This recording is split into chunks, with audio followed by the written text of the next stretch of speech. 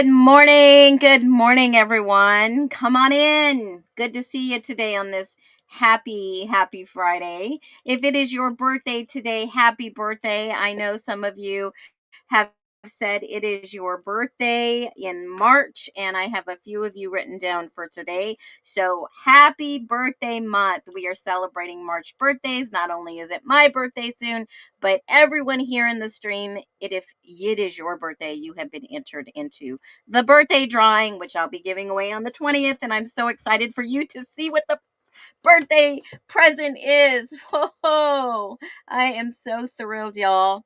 So happy Friday. And, welcome to Phoenix Talks. I have built this channel on integrity, and I plan on showing you why, how, when, where, what. But see, every single day we go through documents, we go through court records, we look at video, we look at pictures, and it's kind of like we're on this journey together. And so today we are going to go ahead and do part two. Now, yesterday I had a little thumbnail that I was going to put on my stream. Uh, I plead the fifth because we talked to and about the state's witnesses and some of the names that came up there. But today we're going to finish the fingerprints that we left off yesterday that I made a video. And unfortunately, some of those people who don't have birthdays should get this birthday whenever their birthday is, because here's the birthday cake of the day. It's the worst birthday cake ever. It's your birthday. Who gives a crap? All right, Bob, it's this is going to be your birthday cake that I will make, and I will cut it up and I will celebrate. So we're going to get into this morning, but I want to celebrate every single one of you here that have come into the stream. Hit the thumbs up, because here at Phoenix Talks, what's our motto? We are here. We show up for one reason, and that is to find the truth. And I have more truth for you today than ever before. Some people have listening skills challenges, but that's okay. I'm just going to breeze on over those, because we challenge the narratives. We challenge the alleged paid narrators. We demand clarity, and we never stop asking questions. So if this sounds like you that's asking these questions, thank you for being part of that mission. Now, if you are a troll, a alleged paid troll, just shut up, go away, because we have no use for you. And again, this will be your birthday cake from me this year. Happy birthday in 2026.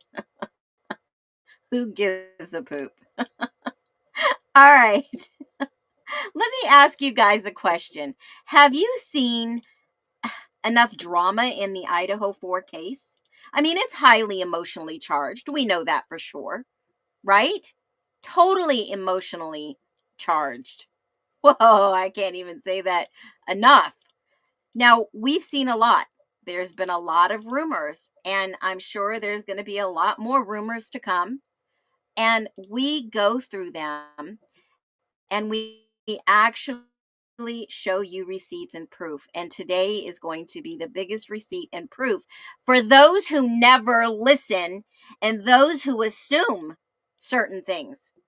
Because as I said yesterday, we are looking for truths and evidence. We are not going to back down. We are going to keep on looking. And I think it's really important that when someone says something, that you listen. And you listen to what they're saying, not what you want to make up. Not what you want to just go ahead and oh, no. So I actually am waiting, and I have been watching. I don't know who else is watching this trial unfold. And we are on a verdict watch, and no verdict has come back. And if you are curious about this case, the Kouri Richins in Utah Center, it basically centers on allegations that she murdered her husband, Eric, in 2022 by secretly giving him a drink laced with lethal dose of fentanyl. Okay? Prosecutors argued that she did it for financial gain, which, you know, we live in really desperate financial times, I would say, from the onset of COVID to present, with everything going on in the world. And remember, she was an author of a grief children's book on grief after her husband's death. She took this story and wrote a children's book. And then she was arrested and charged with aggravated murder and other crimes. So, you know, they're saying that she went to collect millions in a life insurance after his death, but then found out that, he was a little skeptical of her and put most of his financial wealth into his sister's name. So just yesterday, I mean, it was shocking that they presented evidence such as text messages, financial records, phone searches, and testimony from a woman who actually claims she obtained the fentanyl for Kouri, which is wild. The defense also said that the prosecution's theory is flawed. It argued Eric could have died from an accidental overdose and all these other health issues. It has been wild. So I'm going to cover this. I've asked for court documents other than what we're seeing in the court TV. Who is following this case? I mean, we are still on verdict watch. Okay, Les, thanks. I mean, I was watching this probably about 6 months ago, and you know, I like to wait till all the documents are out. Some documents, you can go over court documents, you can watch a case as it progresses. And this one was surprising because the defense team rested and didn't put out any more witnesses in her defense. It is a wild freaking case. And I feel so bad for her kids. I mean, not only have they lost their dad, now they are possibly losing their mother. And verdict watch is on this weekend. And I have been watching a lot of it, obviously, on court TV. There's a lot of other um, uh, YouTube channels that are watching it. If you guys want to get up to speed on it, we're going to be talking about it. There is another case that I've asked. It wasn't well known. I've asked for court files. It's a local Phoenix case, and I'm waiting on records to come back in regards to that case. So I will be sharing that also. So, I mean, that's another case that I'm very interested in. Now, I don't know about you guys. Yeah, waiting for a verdict is like waiting for a birth, right? You're just waiting for the water to break, the baby to come, get it over with, and we can do a poll of who knows on the case. Yeah, we could do a poll. You guys want to do a poll? Let me see if I can put one in here because this is StreamYard. Let me see. If you are following the Kouri Richins case, drop a 1. I want to see how many people are actually watching this case. Let's do that. Drop a 1 if you were watching this case. Do you guys want to know more about this case? I mean, when you go to trial, evidence is weeded out. There's only certain things they can talk about, but the documents tell the whole story. If you watched and followed me in regards to the Gypsy Rose Blanchard case, the minute that I got the sheriff's report, it told a huge different story. Yes, she says she was guilty. She took a plea deal, served 10 years in jail, but allegedly there was some type of altercation fight that broke out in the kitchen way before her boyfriend showed up in town to whisk her away and take her away from the crime scene. So if you are interested in looking at the documents, I'm interested because obviously there had to have been some type of history with these two. There had to have been some other indications that things were rocky in the marriage. But again, if you are going to even think about doing this to your partner, the person that you've loved, had kids with, highly recommend you see a therapist, in my humble opinion, or get divorced. It's that simple, folks. And yes, I've been divorced twice. I'm not proud of it. One was him wanting to get a divorce because he was cheating, and I refused to file any paperwork. He had to do it on his own. And the second one, I divorced because I was tired of the same old BS. And I filed for divorce 3 times until I finally said, it's over. Yes, I filed for divorce 3 times, canceled the divorce twice, filed the third time, and it was done. Now, I really don't believe in divorce, humbly, in my opinion, from my, upbringing, but there are some extreme reasons that a divorce is acceptable. Was she having an affair? I don't know. These are things that really, truly are on my mind. Was this a crime of passion? Was she in love with someone else and she just wanted to break a free and this was a crime of passion? I mean, was it? Is it? We don't know. We can go down those rabbit holes though. But I like to see the documents so we can factually talk about the evidence that was never presented in court. Now we wait for this verdict to come out and then we will know. So let's get into today because this one is going to put me back in the hot seat, which I absolutely love being the center of attention and being talked about. However, never put words in my mouth because you are libeling me, and never talk about me and let me catch you on video, because if I catch you slandering me, boy, shit's gonna hit the fan. I never throw the first stone unless I need to, and believe me, I've been known to throw a few stones. So I want to share this video that I made yesterday night that's got a lot of people up in arms, and I mean a lot of people, folks. Let's watch the video. We'll talk about it. We'll talk about the evidence. I'll show you some more evidence and we will get right into it as soon as this loads. So, boyfriend was spilling all the tea. What? I must have missed that. That's what I was thinking. Either domestic violence, drug affair. Yeah, usually. It's easier, guys, to just get a freaking divorce. So much easier. You might have to share assets and split things, but so much easier. All right, let's get into Miss Dillon. Here we go today. Get ready, folks. This is a banger.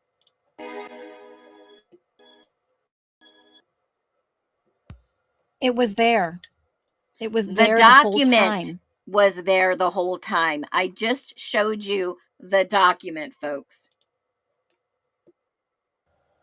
The whole entire time it was there. The Idaho 4 case. We were looking at the fingerprints. Now, remember, we looked at these fingerprints a month or two ago. We were talking about Emily Allant and Hunter. They went back and had to have their fingerprints redone or done because there were factually in November 3 individuals that never had their fingerprints printed. Yes, folks, it's in the documents. Bloody fingerprints. Was it a bloody fingerprint? It could have been a bloody fingerprint. Now, we talk about Amido Black. Yes, Amido Black. I put a video in here. Amido Black is used on faint blood to lift a print. Now, the protein in blood can lift a print if somebody cleared it away, wiped it away, allegedly, right? Because the expert says that, yes, there was cleanup. There was a bloody footprint that was used with Amido Black that showed the bloody footprint, people. Whew! Phoenix is going to drop I don't know. But let me just tell you, I'm getting fucking feisty today. Excuse my language. I have tried to refrain from cursing. But let me tell you, when you have a bloody print that was cleaned up and exposed, and the experts are saying factually there was a cleanup and can prove it, and then this print is lifted not only from the interior sliding door, but the exterior sliding door, folks. And you know that I have receipts for everything. Now, let me say this very clearly. I will say it very clearly. You libel me, you slander me, I'm coming for you. Experts have said it is used on even faint blood to lift a print. It's the protein. So if you're telling me this wasn't a bloody print, are you telling me that allegedly, maybe, possibly, this guy ejected semen and had it on his hand and left it there? Or are you trying to tell me that he had a beer and left it there? Okay? Because this is wild. Or maybe someone was cutting chicken and they had a fingerprint, and since the trash is outside, that is chicken sauce or chicken guts or chicken blood or chicken whatever. You gotta be kidding me, right? This is the murder scene of 4 people brutally murdered. And you're gonna tell me that there wasn't a lot of blood. Oh, and then they're gonna say, well, the killer wore gloves and the killer, this couldn't be the killer. Okay. Okay. So that's why the experts went and took as many people's fingerprints as possible to make sure that if this was a party house, in and out, everyone coming, leaving their fingerprints, that this print would be eliminated by all the people coming in and out of the house. All right. Yeah, just like Jack's story. Let me put your comments up here because you guys are making some amazing comments today. And thank you. If you haven't hit the thumbs button, go out, come back in, and I'm going to try to keep this a PG chat. Okay. And let's keep this chat classy. Let's stick to what the topic is right now, please, because this is really wild. And happy birthday out there, No Talkie Before Coffee. Happy birthday. Happy birthday. Happy birthday. Okay, now, I'm no expert in Amido Black, but I put the expert's video in my previous video on this one, which I'm going to show you too. On the sliding door at 1122 King Road. And there was a comparison from the L5 to the L6. And in the state's exhibit list, it listed item 98. And who was 98 in the forensics reports? No other than. And yes, that is factual with receipts.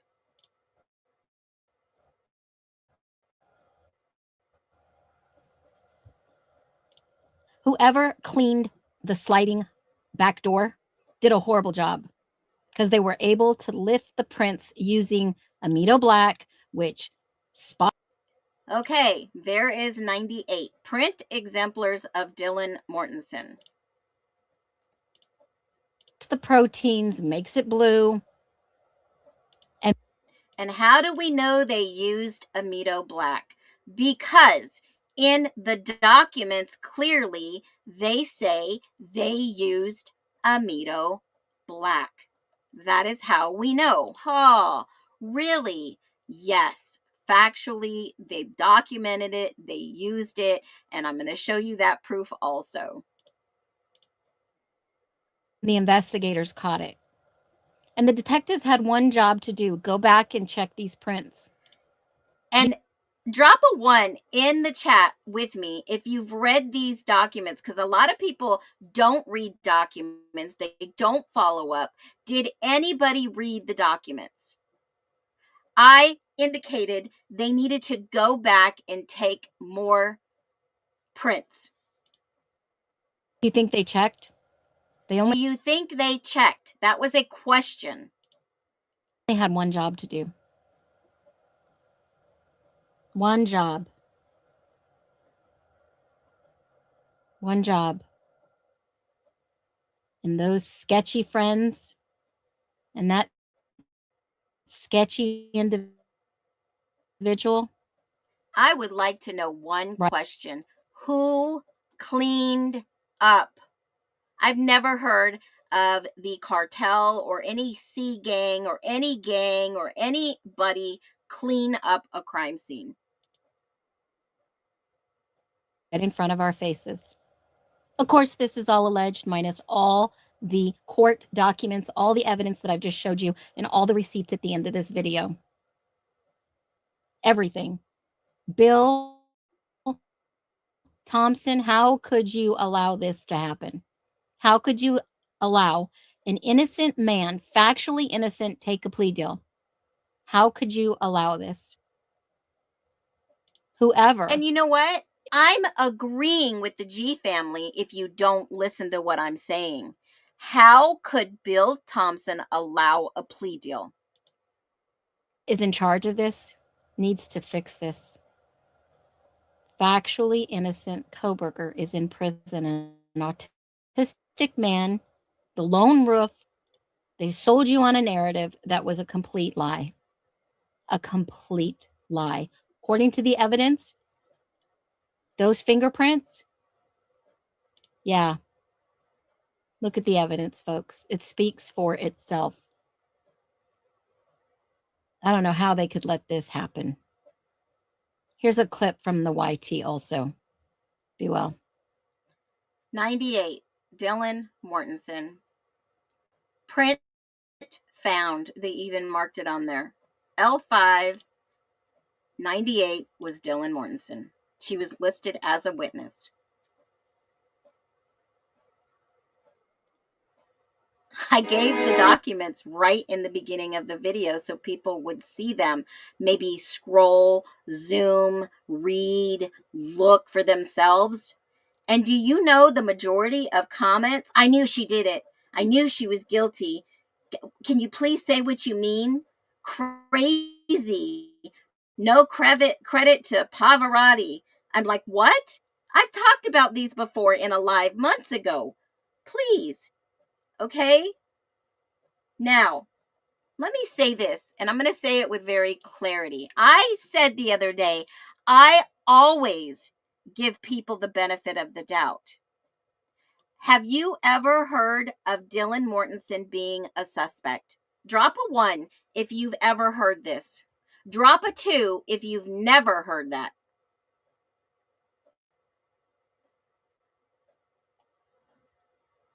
Because we're going to get into it today.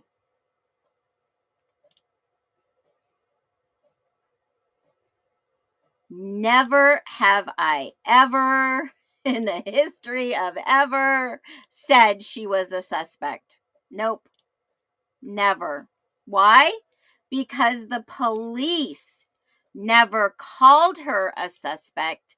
They only said she was a victim slash witness. In fact, did you know that Dylan was actually cleared of her prints? Yes, folks. She was cleared. The fingerprint that did or didn't match. It looks like a normal college house, snow on the ground, trees all around it on a quiet street in Moscow, Idaho. But inside this house, on November 13th, 2022, something terrible happened. Detectives searched every room, every door, every window looking for clues. The shoe print outside the house, fingerprints on doors and windows, and a strange clue on a kitchen sliding door. Some prints matched people who lived there, of course. Some prints didn't belong to investigators. Some did. And some prints raised more questions than answers. Tonight, we put our Phoenix Talks eagle eyes on the biggest question of it all. What did the clues really tell us about the Idaho 4 mystery? First, let's hear from the experts what Amido Black is.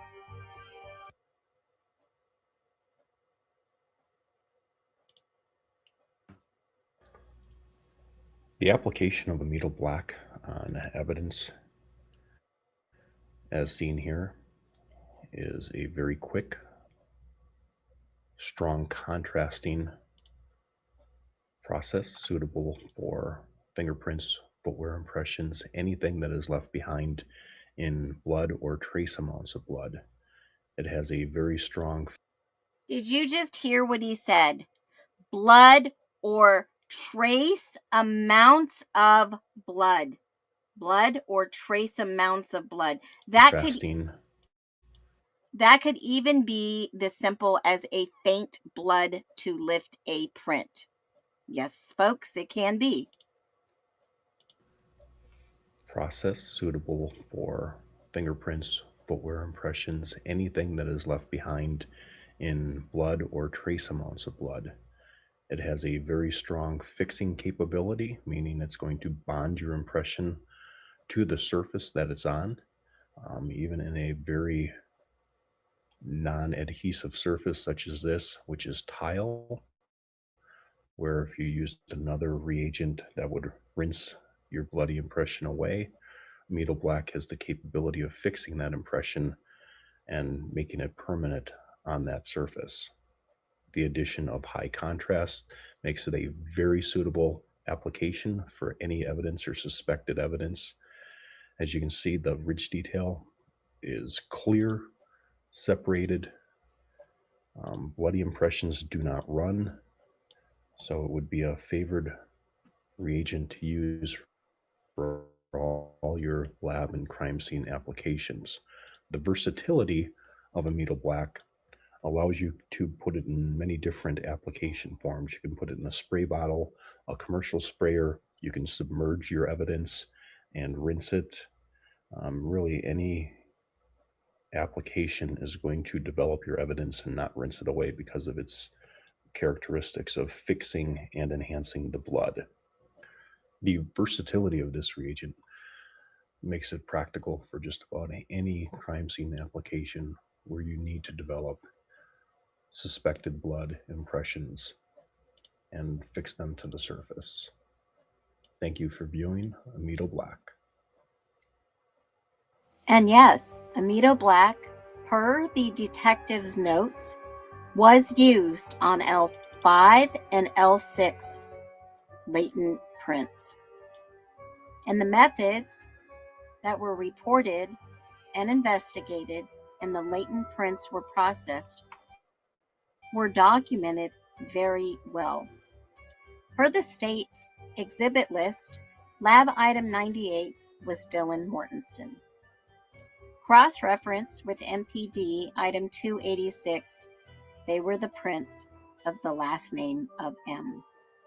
When you begin looking at L5 interior prints and L6 exterior prints, you can see that the forensics analysis noted they needed a better set of prints a couple of times in the reports.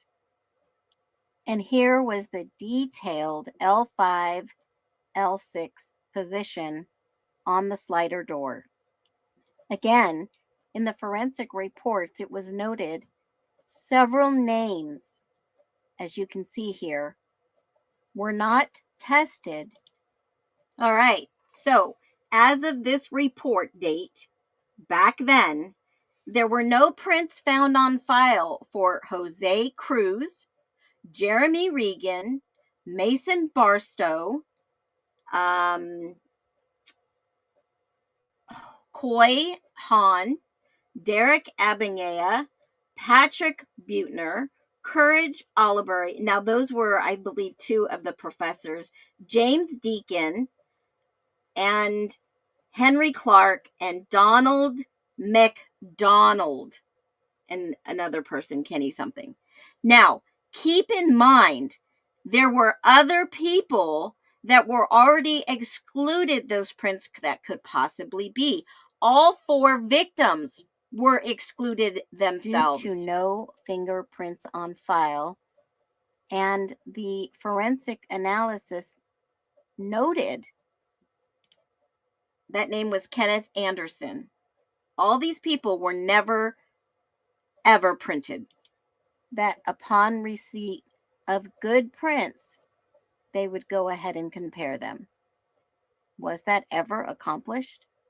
Did a better set of prints get taken from individuals like Dylan and Henry? See, folks, right now we've only been giving a part of the documents, just a smidgen of information, and no conclusive forensic reports. They could really end all this today and just tell us what happened and release all the documents. Thank you for watching this video. Make sure you like and subscribe, where I'm going to bring you all the documents. We are looking for truth, and this community shows up for one purpose: to find the truth. And as we keep searching, I appreciate that you keep watching. Be well. Okay, now if you've listened very closely to everything that I've been saying, this is where we get into Fingerpoints Point 2, Part 2, Duo. So did they test Dylan's prints again? Because factually, they kept asking for more, better prints on individuals. And in the documents that I've shared with you several times, which I'll share one more time, we see the forensics analyst notes, and they request for better prints. Yes, they did. They requested for better prints, knowing they needed to weed down the suspects list. And I have never, ever said that Dylan Mortenson was a suspect. No, publicly, she was never named a suspect by law enforcement. Dylan was one of the two surviving roommates that night in the murders. Police treated her as a witness and victim, not a suspect. I want to make that very clear. We are going by what law enforcement, what the ISP, and what every other document has told us. She saw the intruder leave. She saw the intruder come to her. She saw him go out the sliding door. Those were her own words. Okay? Own words. Now, if you look at the document that I'm showing here, on 11/20/22, no points of correspondence to blank exemplars 98, which was Dylan, and 98.1 and 2. Need better exemplars with full rolls and deltas represented. Waiting on new exemplars, and that was 1/7/23. All right. Now, you guys can have your own opinions. You can say, I think this is so sus. You can say whatever you want. That is the freedom of speech. But please do not slander, do not libel someone in your own opinion. Allegedly, use those terms to protect yourself.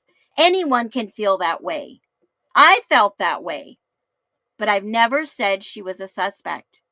The documents don't even say she was a suspect. The court documents, which we'll get into the new drop, do not even say she was a suspect.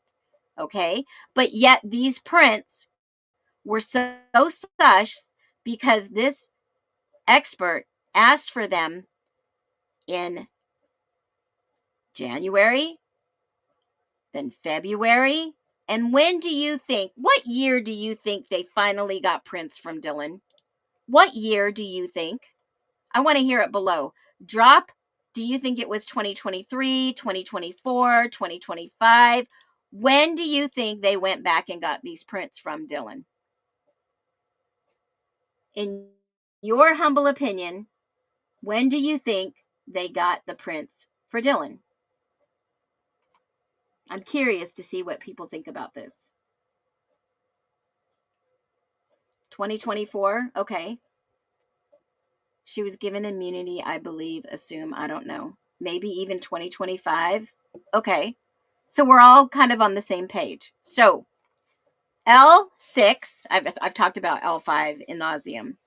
L6, they kept asking for better reports. Hey, you got to give me some better fingerprints so that I can do my job and do a comparison. That was Haley Youngling, who was obviously in the documents, in the court documents, and in the witness.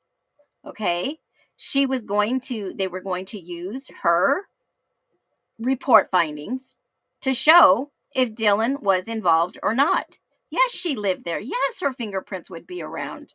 But they wanted to know, because they used Amido Black, whether it was a faint print, it was a wiped away print, whether it was some type of protein, including blood. They wanted to make sure that they were doing their due diligence and checking all the fingerprints. And lo and behold, what do you guys think happened? Do you think they went back and checked her prints? You better believe they did. 135 was the follow-up print of Dylan's exemplars. And when did 135 take place?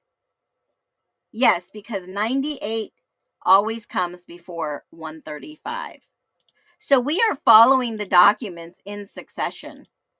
We go through these documents on a daily basis. We go through videos. We go through things. So if you've never watched my channel and you've never come here from a day-to-day situation, you wouldn't know where we are at. So in this part 2, we're going to go look at lab item 135. Now, yesterday we talked about this in ad nauseum. We brought up some fingerprints that were already tested and shared. But 135, the state referenced that the new labs, yes, they did retest her, the original was 198, and the new lab was 135. And when you go over to 135, you see clearly, let me delete this one.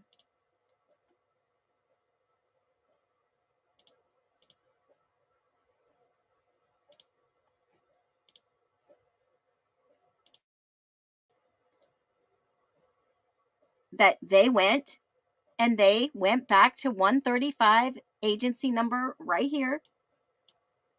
I'm looking at 4 screens. Let me close 2 of these. And they look at 135, and let's see what they say. Latent prints for value were analyzed and compared, and the comparison results for Dylan Mortenson, she was excluded. Do I need to say any more? Part 2, questioning, answer is no. That was not her prints. Now you have your answer. All the questions I asked in my video have been answered. All the question. Didn't the grand jury say that Dylan needed to be looked at some more? I believe the quote, and I don't even know if this was true. I believe, excluded by who? Well, they never show the print. They never show her print. And if anybody knows or seen her fingerprints, let me know. Let me know right away. Because right in the middle of this birthday cake for today is a fingerprint. The mysterious IDAHO4 fingerprint.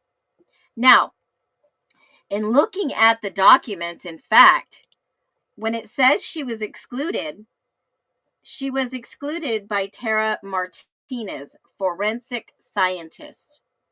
And the latent prints were previously marked and preserved. Digital images used for analysis and or comparison are being retained by the Idaho State Police Forensic Services. And I've requested them. Do you think they'll give them to me? Probably not. But in report 38, she was cleared. I heard from another source was not clear or too much blood. Well, that is why I posed the question. Amido Black is what they said they used. 100%. They used it. And when you look at this, then you think, well, if they used Amido Black by their own admission, by their own documentation, and which I have that too. I thought I put it in the video. Hold on one second. When you start looking at that, then you know for a fact that they tested it. And they tested it here. I'm going to put this up on the screen real quick.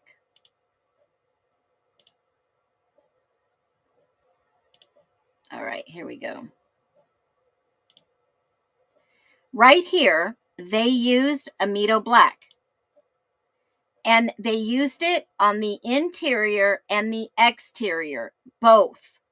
There was one on the inside and one on the outside. Amido Black, right in this column, was used per their own freaking notes, folks. Yes. They said we used Amido Black. What is Amido Black used for? To lift proteins. Proteins. Like I said, could have been faint blood, could have been freaking semen for all we know, allegedly. Okay, was this a crime of a sexual crime? Well, they stood up and said, well, we don't know. We say no, it's not. And then the investigators came up and they even showed us where they used L5 and L6 interior and exterior. L6 was outside, L5 was inside. And we looked at those yesterday in great detail, so I'm not going to get too far into that. And yes, there are always more receipts. They tested it with Amido Black in these areas. All right. West bedroom floor 2, northwest corner. There was an impression, possible hand or fabric. L3, L4. We'll get into those at a later date. L1, L2. Some of them they used just the powder, and some of them they used Amido Black. Interesting. And then that was the shoe print that was never talked about ever again. There was no conclusive evidence shared with the public, folks, if you get what I'm saying. All right. But this was 11/17/2022. Spokane County Sheriff's Office agency finger rolls, palms, and feet. They wanted people's palms and feet. We seen they took Koberger's. They're in the documents. And listen to what this forensic scientist or person says. Per HMY's note, another person was added to the names tab. When I checked the names tab, another 10 people had been added. 10 people they wanted tested. Okay? 10 people they wanted to allegedly track. I talked with Rylene about these people. See case correspondence. Now, I ran 3 searches on the following people: Cruz, Regan, Barstow, Nguyen, Abinea, Butner, Alaburu, Deskins, Anderson, and McDonald with no results. Ran Clark and it came back, date of birth 3/11/96. We'll get into who he is.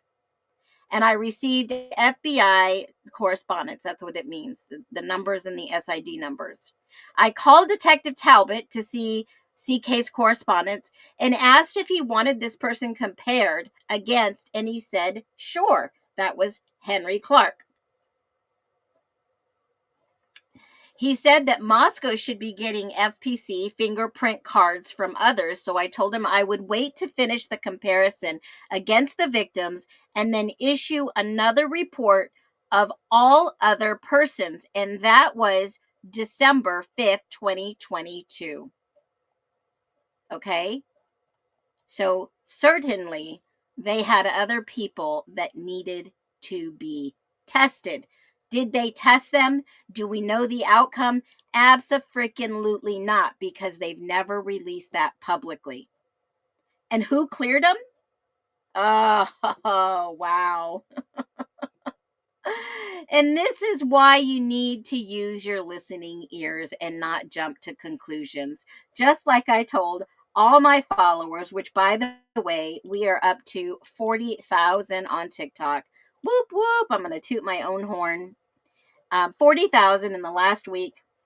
We hit that. I have been on TikTok for over 3 years, posting for approximately a year and a half. So when you start looking at, has it been a year and a half or has it been longer? Maybe it's been a little longer. Wow, time flies. So when you look at my videos, I'm asking the questions. I never stated facts.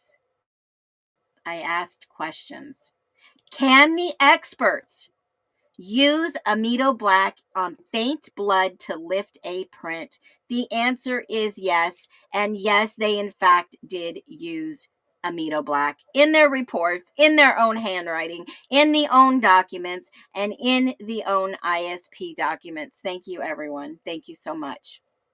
Now, remember, if they did test them, the expert at the forensics lab was waiting for them to send back all these other testing. Remember when I told you that they asked Jack DeCour to come into the police department and they needed to take some DNA swabs? They grabbed fingerprints and they grabbed his phone at the same time and took the swab to his phone.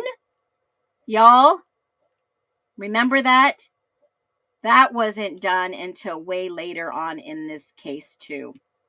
Isn't that just freaking wild? Why would the detectives not do this immediately? Remember the famous picture that I share on almost every stream. Why did they not have all these people, DNA, fingerprints, etc., when they clearly marked everybody in this investigation a victim or witness? I want to thank you to the other two new people that donated $10 each. I greatly appreciate that. That is going to the FOIA for a specific individual on this list that I showed you the other day. I want to see her direct involvement and another person that we have never heard from. Now, I know that Connor was going to get some new IDAHO4 FOIAs answered. And let me just see if he's had any of those. I don't know. I usually check every morning. He's been really good. No, I haven't seen anything new. So the other thing I wanted to talk about real quick with you is the mystery fridge. Yeah. Who is Henry Clark? Has anybody ever heard that name? If you have, drop a 1.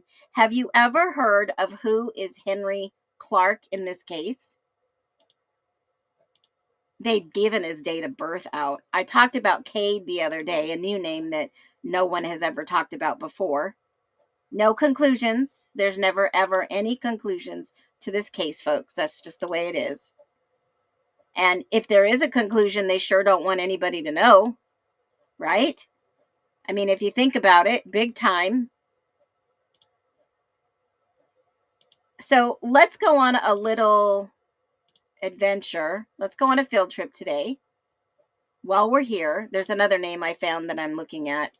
Let me just clear this history because I've got about 40 tabs open up right here. No joke. And let me look. Talked about Kouri. Boy, that's on. If anybody hears a verdict, I doubt they'll probably come back Monday. Since it's Friday. If anybody hears anything, you never know. The jury could go in there and say, yeah, she's guilty. Let's just throw the key away and lock her up. It's about to get spooky up in here. Oh, I love it. You guys are hilarious. And here was another one that I had that I did not share. Because if you guys need to ask an expert, go ask an expert. You'll always find the answer. Everything's online, right? Everybody's online. Everybody has an answer. Amido Black. Is it used to enhance latent fingerprints that are contaminated with blood? It stains proteins in blood, producing a dark blue-black color. It says blood.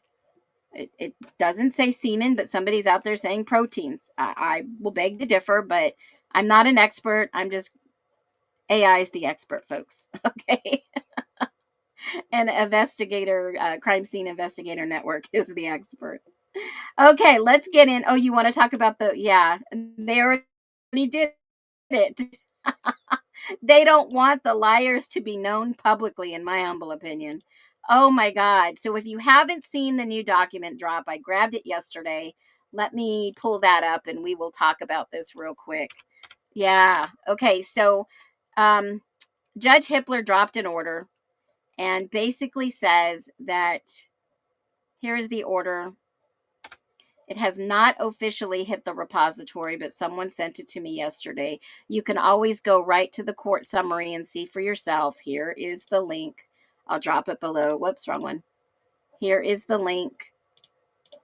I'll drop it below. Let me grab it for you.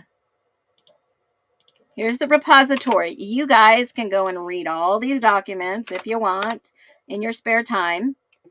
But there is the court document. All you have to do is hit case summary.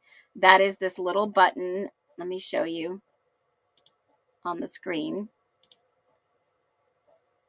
And this little button will pull up what's pending to be put in the repository file. So this little button at the top, it says current case summary, left hand side. Let me put it up on the screen for you. Here we go. Let me take this out of there. Don't need that anymore. All right, on the left hand side it says current case summary. You click that link and it's going to bring up that little picture that I just showed you.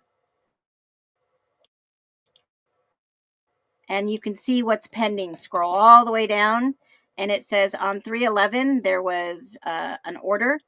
State's second supplemental motion to reconsider sealing of certain documents. And then it says there was an order of certain records. Now, right there. Forget the other two I just highlighted on accident. That is what you're going to see. And then you'll see it hit the repository, usually within 24 hours. So if you see it, it will be listed under date and documents. So that one will be saying 3/11, 3/12 when it hits the website. Okay.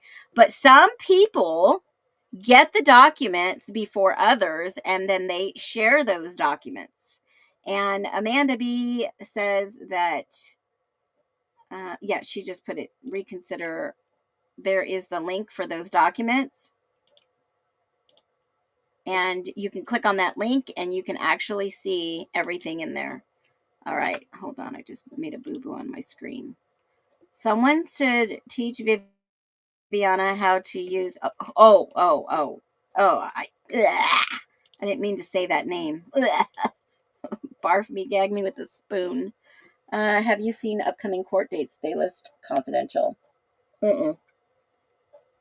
Haven't seen those. Maybe somebody with access to the courts will be able to see those confidential. I have not seen those. Now, I do have a source to go into the registered. Obviously, people can go do this. Registered to see documents, and usually professionals have access to this. There is a way to get into another website, another link. And yeah, so some people have access. You can go grab those too. But let me throw up these two documents, not throw them up, but let me post them real quick and you will be able to see this. Now, these two documents, it's a 2-page document. It basically says the order, state's motion, sealing the documents. Basically, in a nutshell, they don't want the FBI's names to be released. Okay. Now, they've already been released. And I've already done videos where one of them is a narcotics officer, and they're specifically talking about the IGG. They don't want to give people's names or out the person who gave this information. Unfortunately, it's already been done. So it says before the court is the state's motion to reconsider unsealing of certain documents relating to FBI records. Specifically, the state's request that the court redact from court records the FBI agent's identity and contact information on grounds that the information is confidential and exempted from disclosure pursuant to Exemption 6 in the Freedom of Information Act. That means, obviously, personal information. We got it. Redact their phone numbers, redact their names, right? But they've already been put out there. The state has identified 11 records containing this information, 6 which have already been unsealed, and part in full and made public. Then they have footnotes, they have them below. And you can go and look at those documents, which we've already talked about. Yeah, you can go and Pacer too. Absolutely. So the court agrees, absent a showing that the public interest in disclosure outweighs privacy concerns, and yada, yada, yada. And then they go and say that, all the FBI agents involved in criminal investigations, absent showing the public interest in disclosure records outweigh privacy concerns.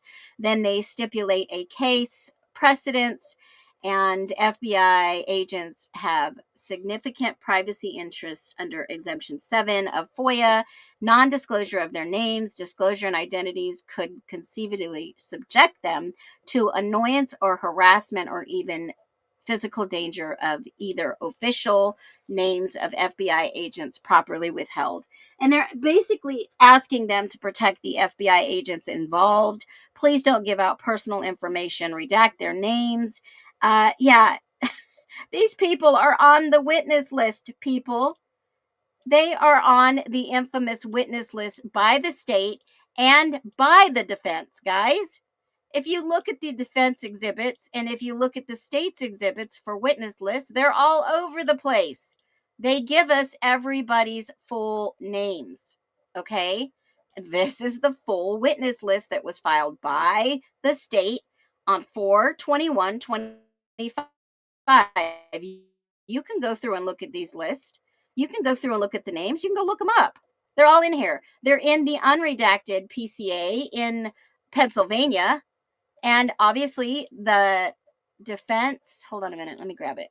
Where is it? Where did I put it? The defense witness list, right here. It's all there in writing. Oh, hold on. It's all there in black and white. All there. Okay? So that was Kohberger's, the defense witness list. And then you have the state's witness list, which is available for anybody who wants to see it. All 3 pages that was filed and put in the record. Okay, so everybody's name is already out there. I don't know what they're trying to, the court docs them first. We have every right to name them. The court docs them. Oh my gosh. Yeah, 6 documents have been released. The 5 others will be. Yes, absolutely. And I can understand wanting to protect them and their families and protect them from any liability, because they basically, what are you going to do? And it says here, there is no accusation that the FBI engaged in wrongdoing, and therefore no basis to find that the public interest outweighs the FBI agent's privacy interest. Now, let me just say this, PSA: never dox, never threaten, never harass, and never, ever, ever what? Annoy a professional or another human being. That is just wrong.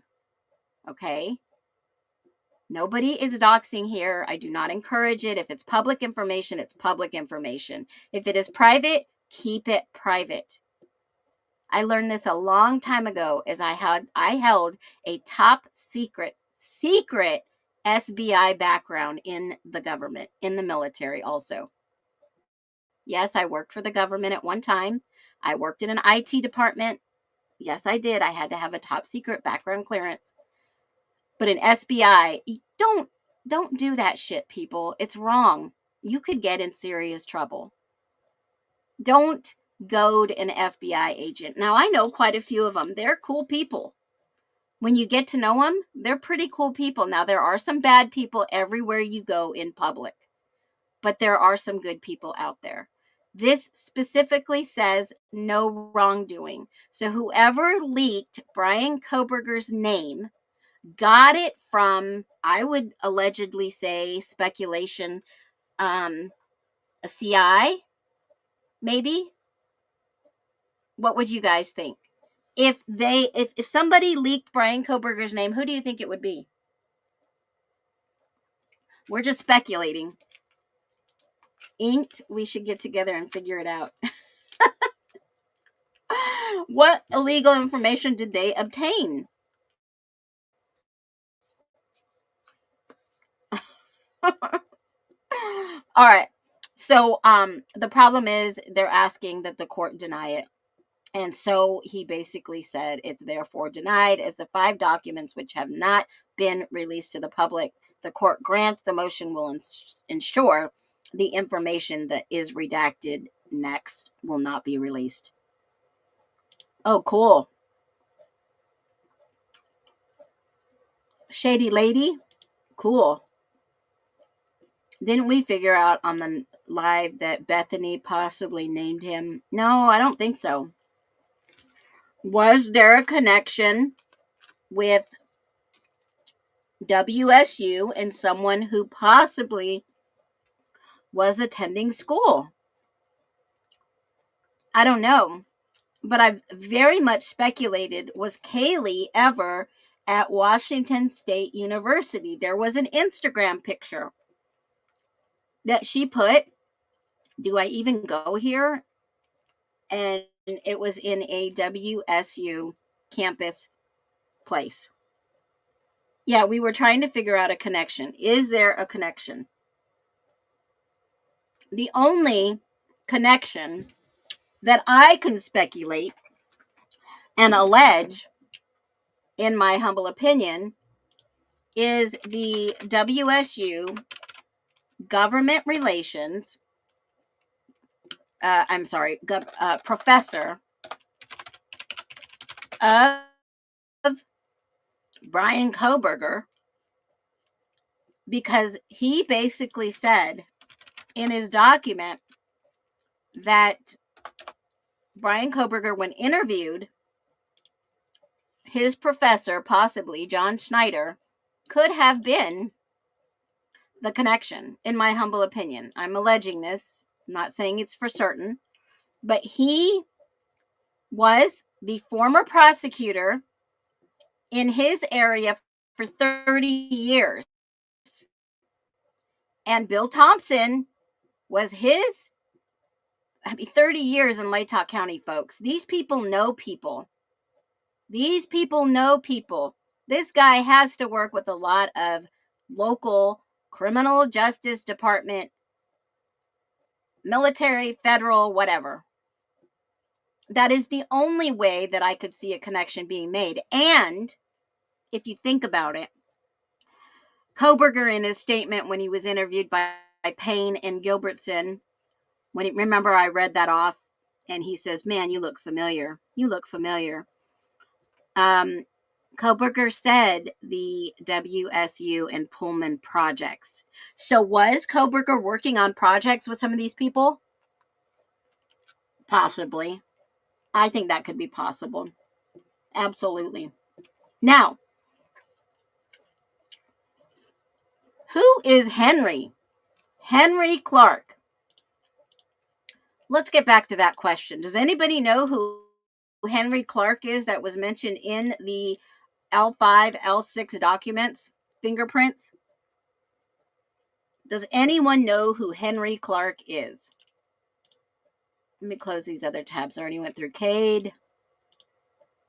Went through that. Let me close this.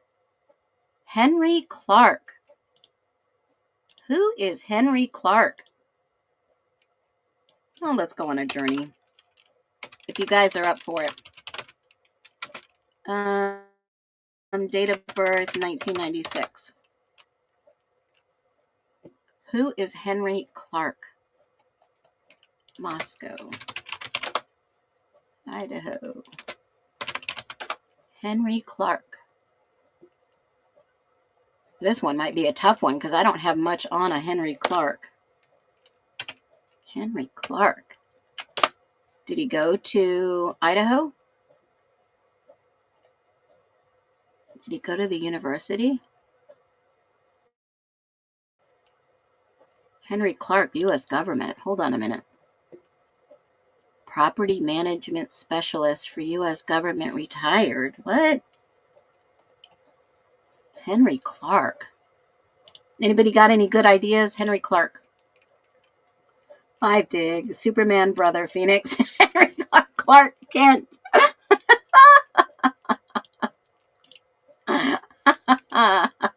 Snyder, was he in the police department? I don't know. Somebody speculated that a while ago. Was that Snyder? Was that his son? I don't know. I never went down that rabbit hole. Could be. Don't know for sure. Do we know anything else about him? No, only that his birthday is, oh, you know what? Hold on a minute. Hold on one quick second. I just thought of something. I just thought I'd tell you. Henry Clark. Be right back. Y'all get to work. We're on a live dig. That means you got to dig too. Clark. Let's see. Let's see. It gives me his full date of birth, 3/1/1996. Henry Clark. 3/1/1996. Let's see. Henry Clark. Idaho.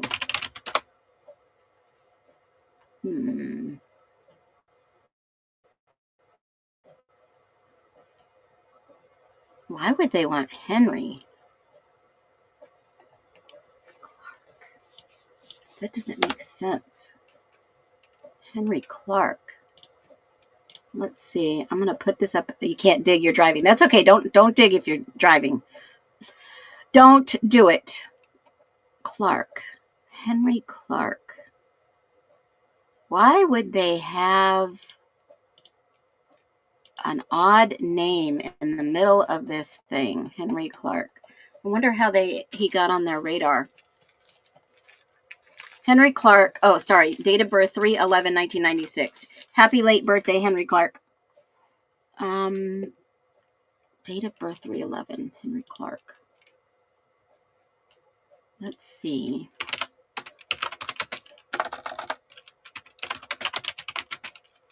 Three 11/1996. Moscow, Idaho.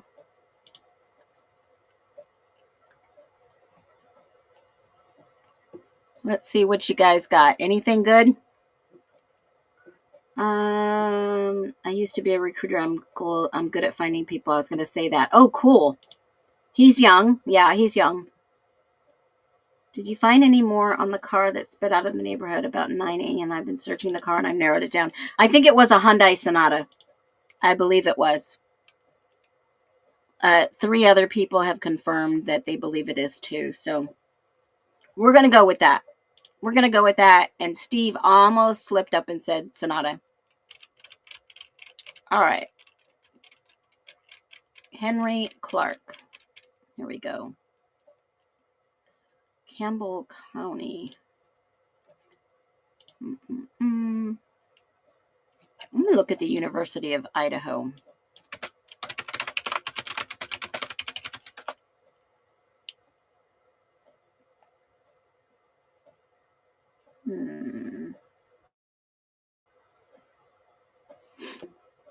U.S. government. That's all it tells me is U.S. government. Property management specialist for the government.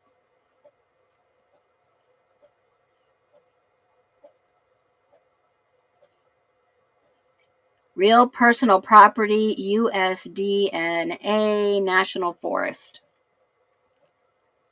I don't know how old. Well, yeah, I guess I would.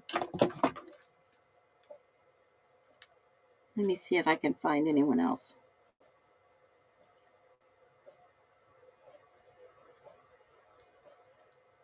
Oh, yeah, I just got a link. Hold on. You guys are awesome.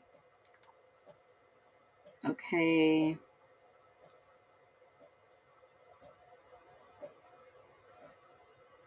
Okay. Let me see. This man's a little older. Yeah, that's what I found. I just found, 1996. He would be 30. So 3 years ago, he would have been 27. Could he be getting his master's degree maybe? Or 27. Who would know him? Was somebody dating somebody at age of 27? He doesn't show up anywhere at the campus of university. But I did find somebody else that was very interesting in this list. Hold on. I don't see, it's like this guy doesn't exist. Henry Clark. 1969, that's too old. Henry Clark, 1996. He had to have been 27 at the time. He's 30 now. And they could just be using a middle name and not his full name. Let me look in one more database, guys. Let me see if I can find something. Let me take a look.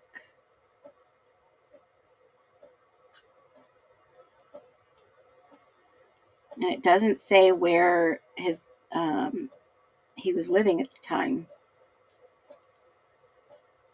And it doesn't say anything else. Let me look at this witness statement.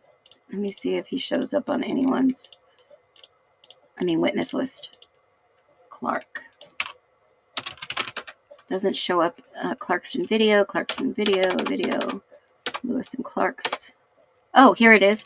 Henry Clark, lab item 41. Here we go. Here's a start. Okay, lab item 41. Let me go over to 41. Lab item 41.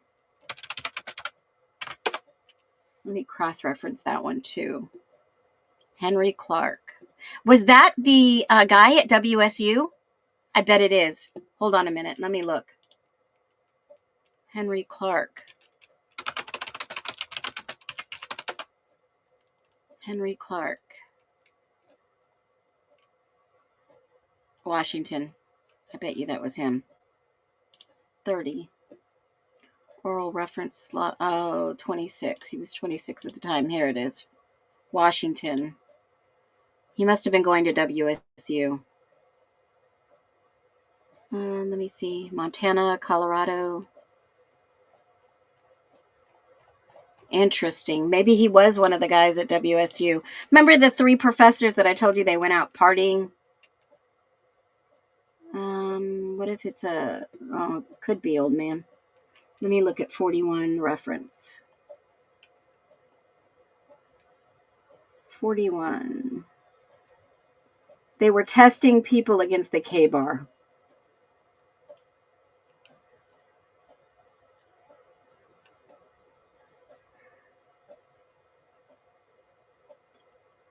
Swab under pinky finger, swab and stain on ring finger, swab on inside polar glove.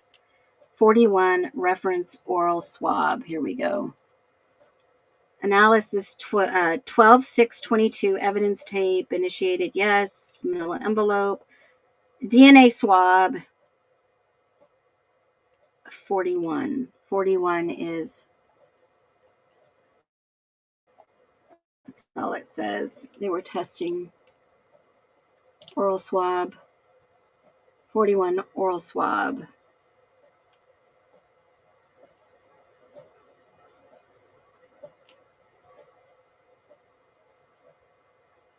Partial DNA obtained from item 40. Partial DNA. Where is 41?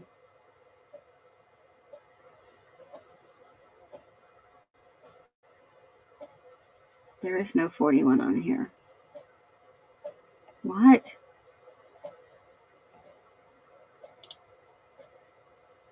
Item 41.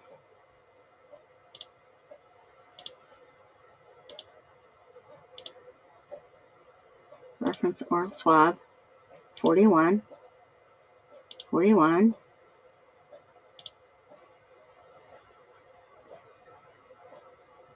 Report number 7 is 10, 13, 30.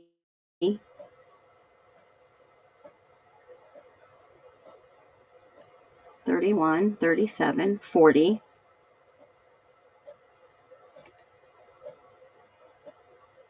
Oh, it doesn't reference 41. That has got to be either one of the guys that was at WSU, but it doesn't have any conclusive information. Henry Clark, WSU. All right, let me go back and let me look for Washington State, Henry Clark. Wasn't that one of the professors or a TA or something like that went partying that night and they interviewed them in the ISP? Lab case number, he's in the Moscow document, yes. Yeah. I remember there were 3 guys. 2 were professors. I don't know if they had anyone else. Henry Clark, WSU. I thought he was a professor. They were all hanging around with TAs. Henry Clark. Let me look at images. They were older guys. Toxicologist? No, that's not him. That's John Clark. Wonder if his first name is different. Hold on. You know how some people use their middle name and go by their middle name and not their first name? I wonder if that's why. Hold on. He had to have been... this is weird.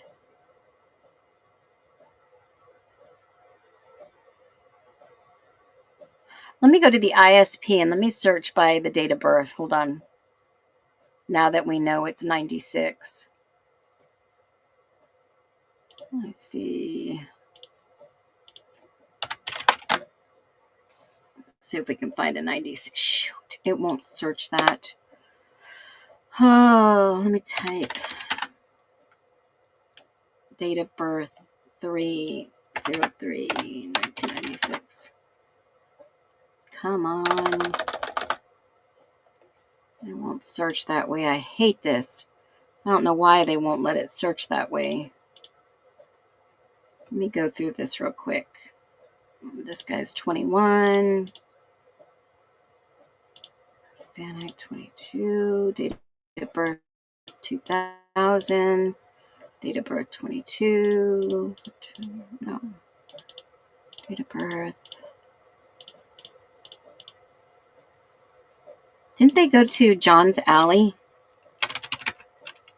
I think they did. They went to John's Alley.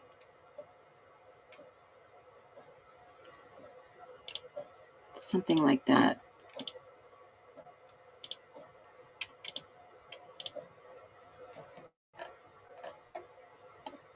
Birthday is 2000. I thought they went to somewhere. What was, they didn't go to the corner club, did they? Maybe they were. Hold on. Maybe they were at the corner club. Hold on. His roommate wanted to go to the bar. But they were all together. Let me bring up my cheat sheet before I try to go by memory, because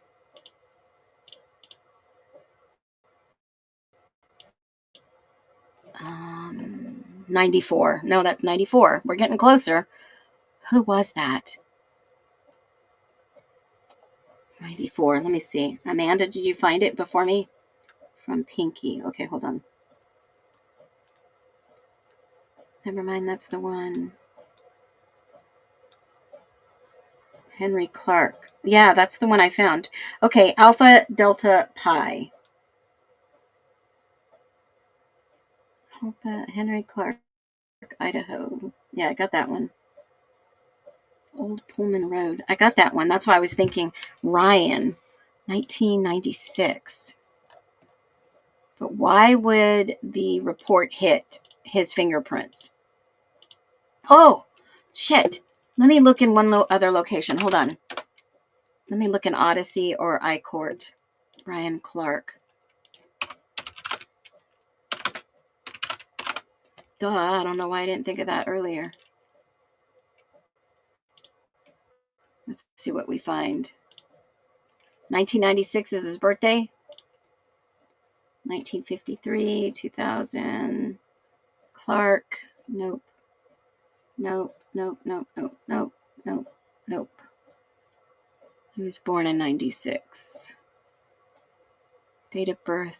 Nope. Date of birth. Nope.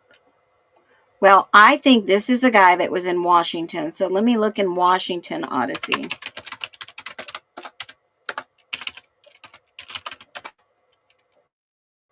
Let me grab those. I hit the wrong one. Shoot.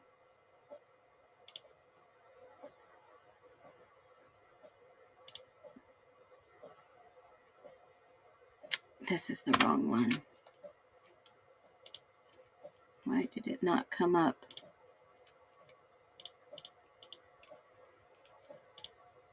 Peaks Rowan. Let me see if I can find it here.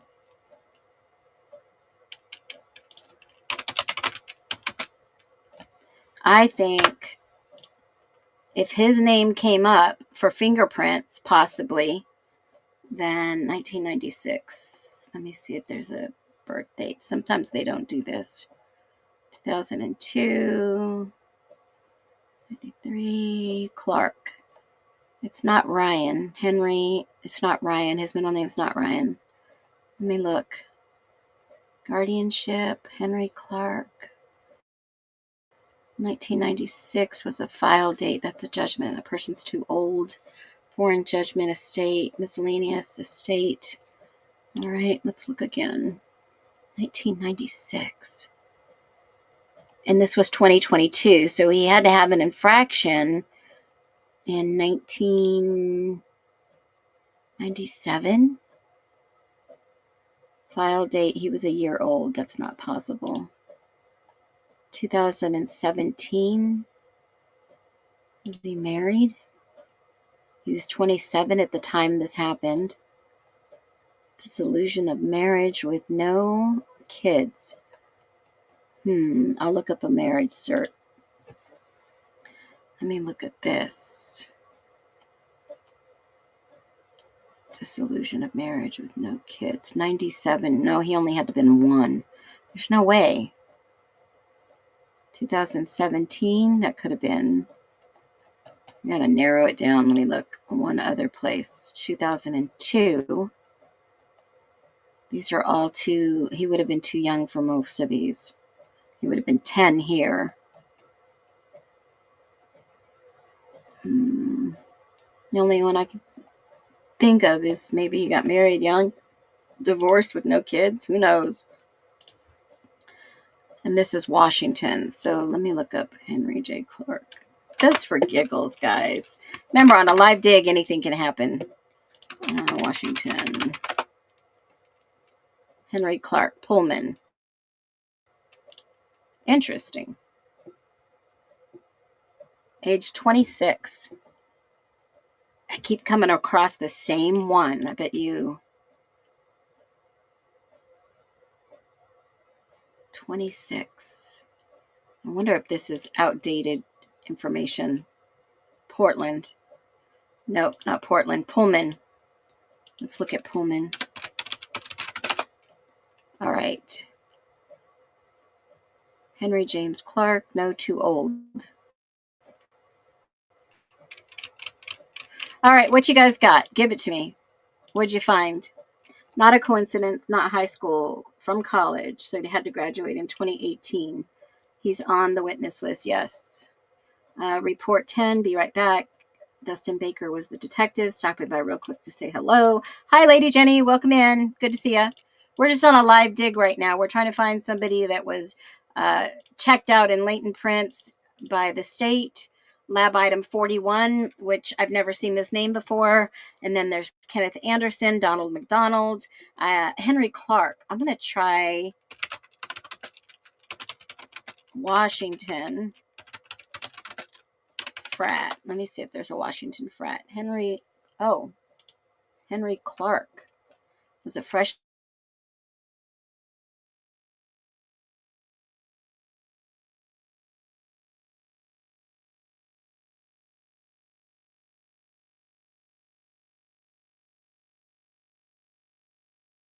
at Washington and attended.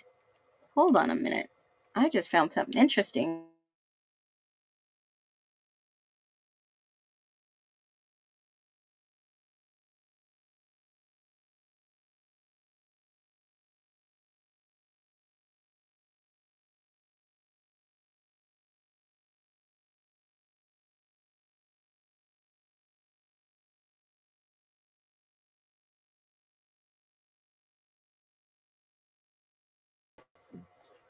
He doesn't give a year, so this was January 2026. What? Recruitment chair. So let me see. 25 to present. How is that possible? I don't think this is the guy. I don't think this is the guy at all.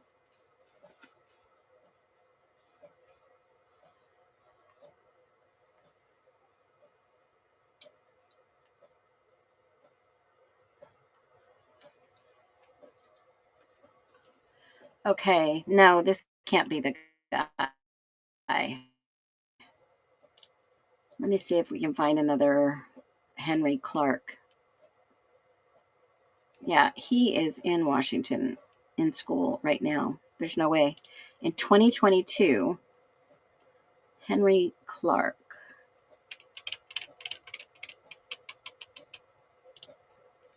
Former Phi Delta house caught between fraternity lawsuit. It's asking for $5,000 in damages over its suspension of the university last year.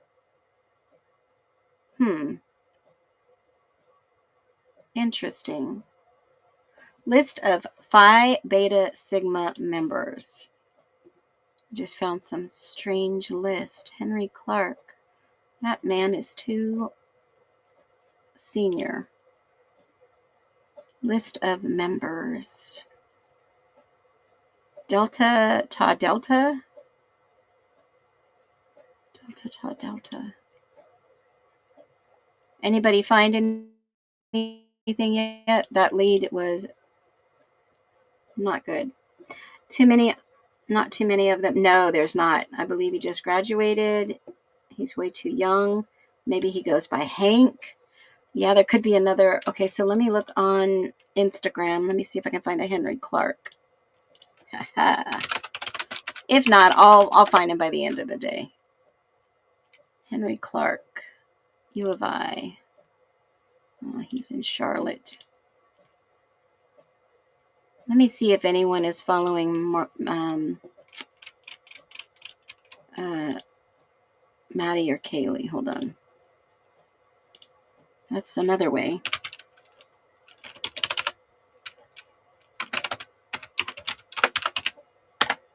Henry Clark. Why would they recommend or reference him?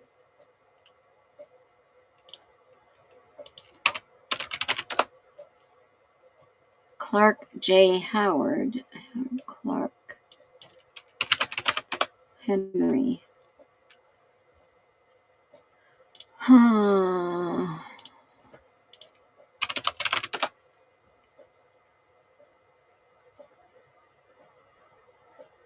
Ken Clark, Amber Clark, Chloe Clark, Heather, Haley, Sam. Wow, a lot of people.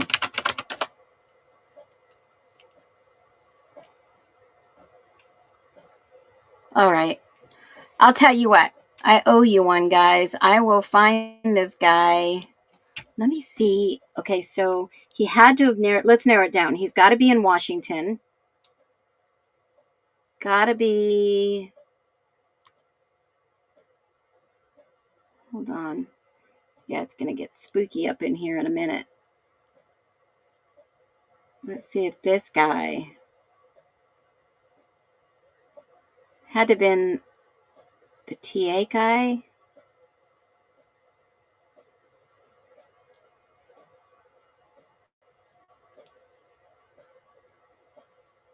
No, I don't know. It could have been a frat. Somebody who left the frat. Do you think they were following Maddie?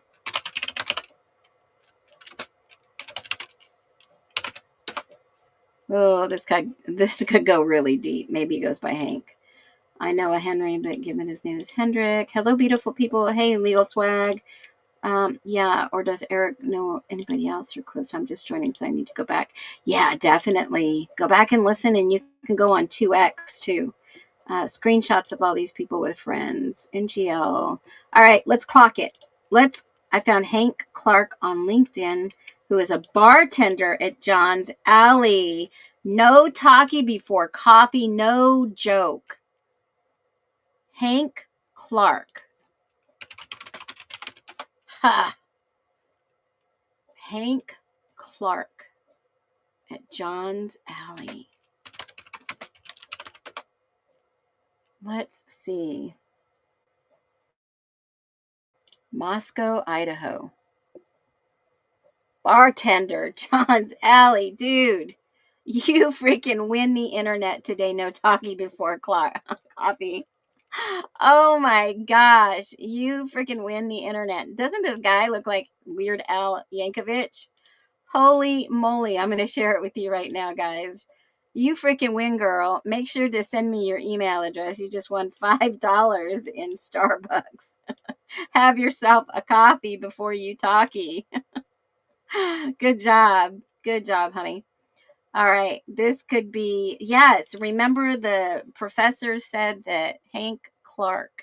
Now we're rocking and rolling. Someone said maybe they go by Hank. Hello, Wicca Wicca. Whoop whoop. Too funny. The title. uh all right. I didn't think of Hank. Yeah, good job. Hello, Dina. Okay, so there you go. No talkie before coffee.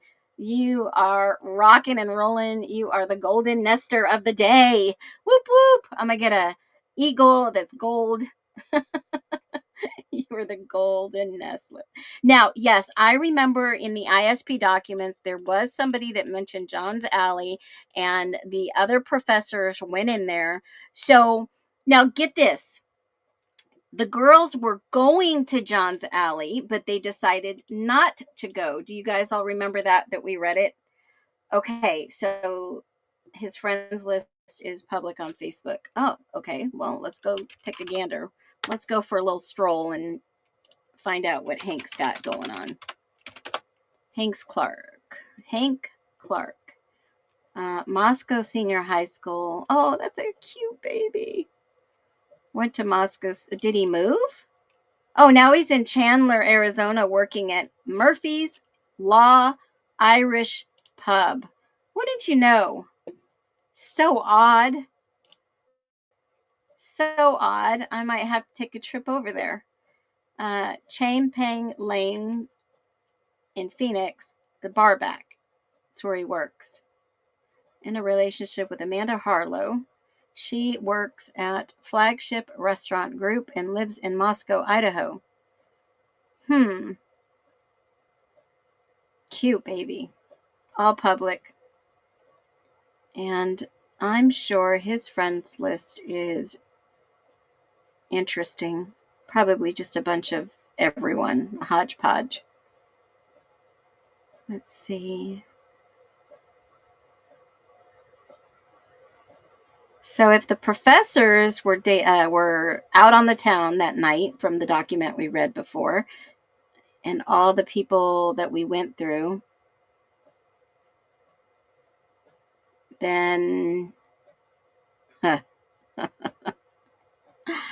oh, I just can't. Wow, Jeremy Williams, Smith Walsh Dojo. Let's just take a look real quick.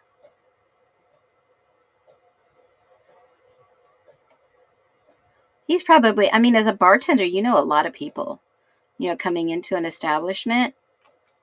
Now, it says he's in Chandler, Arizona. I don't know if he's actually in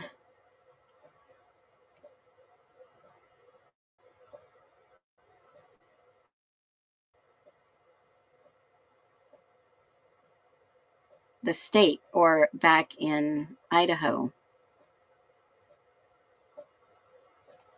Kind of knows people from all over. You meet all kinds of different people as a bartender or bar hand or whatever. There's a ton of people. Yeah, there could be a lot of people on these lists, guys. Just because you're friends with them doesn't mean you really know people. I mean, how many people have a Facebook that you're not really friends with half the people on there? I mean, like in his line of work, he's probably come across a lot of people in person at the bar, right? At the bar, doing whatever, local town kids embedded in the community, stuff of that nature. So you never know. You absolutely never know. I don't see anything that like pops out.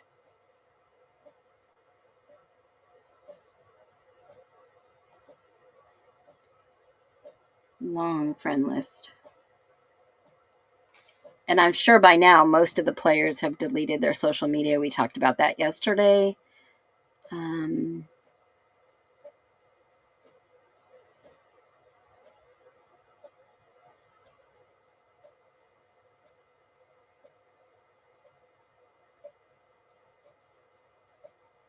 Good job. I didn't even have to wait till the end of the day. You guys were on it. Ooh, you guys are really on it. That's just amazing. Cross that off the list.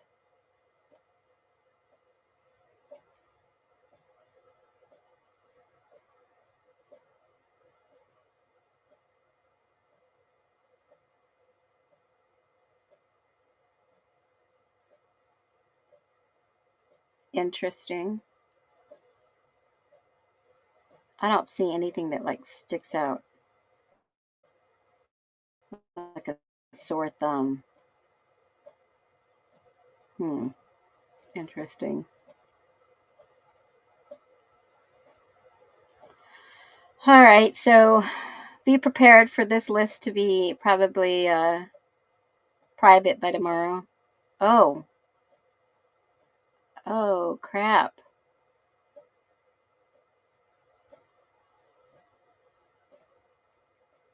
I guess he would know him if he was at the bar and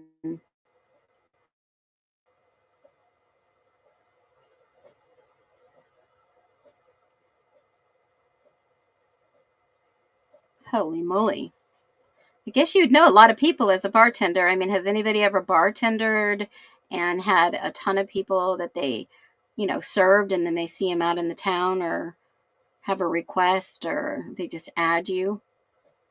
Say, cool, let's collect friends, right? I don't see anything that like really stands out unless you guys see something. I've seen 2 or 3, but nothing major. So it's like one of those find the needle in the haystack thing, right? I don't think there's going to be any direct communication or connection because if you think about it, Kaylee and Maddie were the only ones that were of age that could go out to the bars.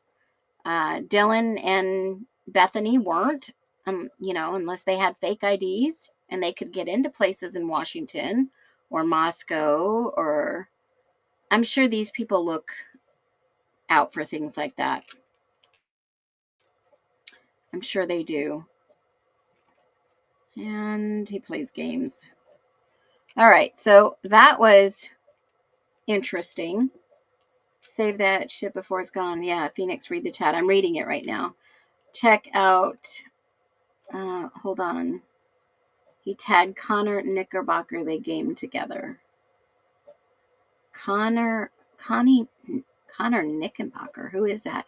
Was the MP officer Knickerbocker Campus Division? It's Connor. Connor? Our Connor? What? Wait a minute. What? No way. No way, you guys. What?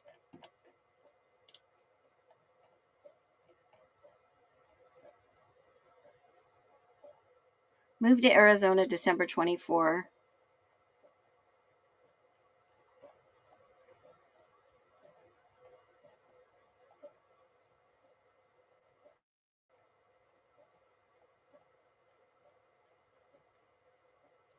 Let me go down a little bit more.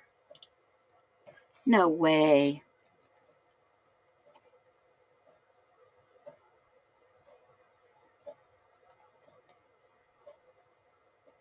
Oh, God. What?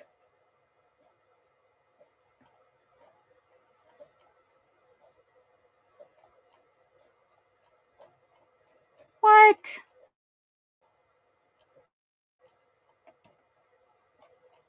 What are we? What the hell? Oh my. You gotta be kidding me. Every freaking live. Keep going, keep going. Oh my God. Every freaking live. I'm not getting paid enough, guys. This is crazy. Oh, this is wild.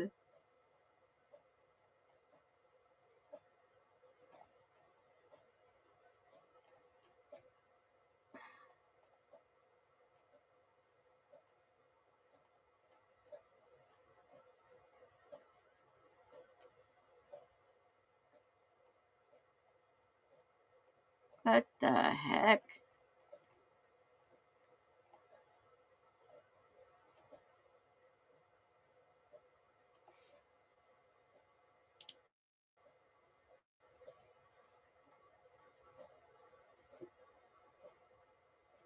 What the what?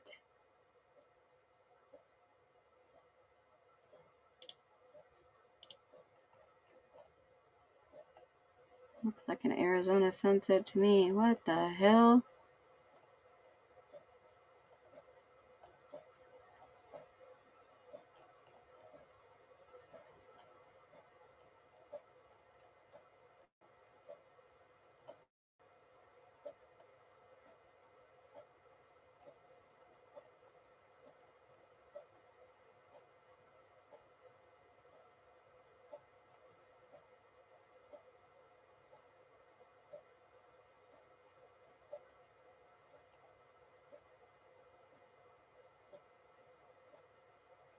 What the heck?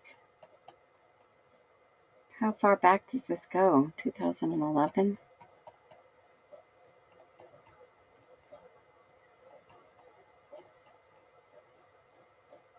Boy, these are like all the OGs on Facebook.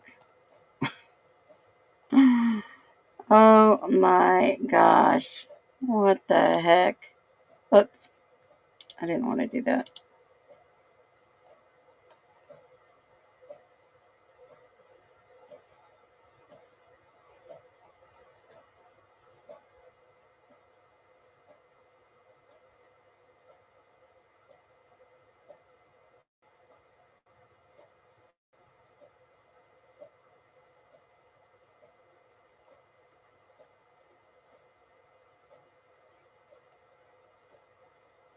I don't know what we're looking at, folks.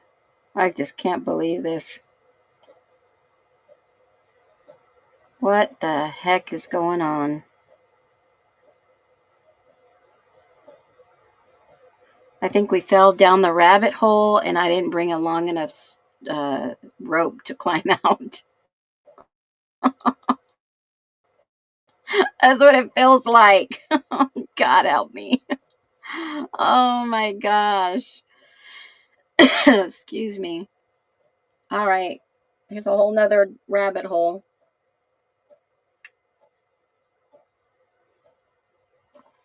Oh. I feel like I got instantly sick.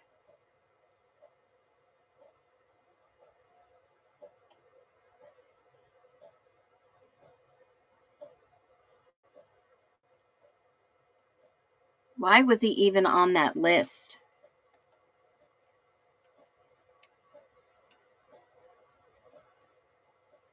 All right, let me go back. Let me read the chat here. Full just in case. He left before 2022. I'll see if I can find out when. There was another Connor in the witness. Let me go back to the witness list real quick. Witness list. Connor Chestnut was the only one on there. Yeah. Henry Clark is on the witness list. He was the only Clark on there. Only Connor. Not our FOIA Connor. No, I don't think so. Yeah, I don't think so. That's just weird. This is some weird stuff going on in the Idaho 4, guys. Just some crazy weird stuff. I mean, what were they investigating? The whole freaking campus university, as many people as they could, or in Moscow, or trying to get everybody's DNA or get everybody's prints, or what the heck? What in the heck? Look for Hank. Yep. I don't know if he was on here. Henry is on here. Henry Clark, he's on there. Let me go back to the actual evidence list. Let's just take a peek at that. The states list. There was Kenneth Anderson, 42, and Donald McDonald. We know who the other people were. Kenneth Anderson. Let's see if the state was going to call him in. Yep, state, Anderson. Kenneth Anderson, Henry Clark. I don't even know who these two people are. Maybe Washington? Kenneth Anderson.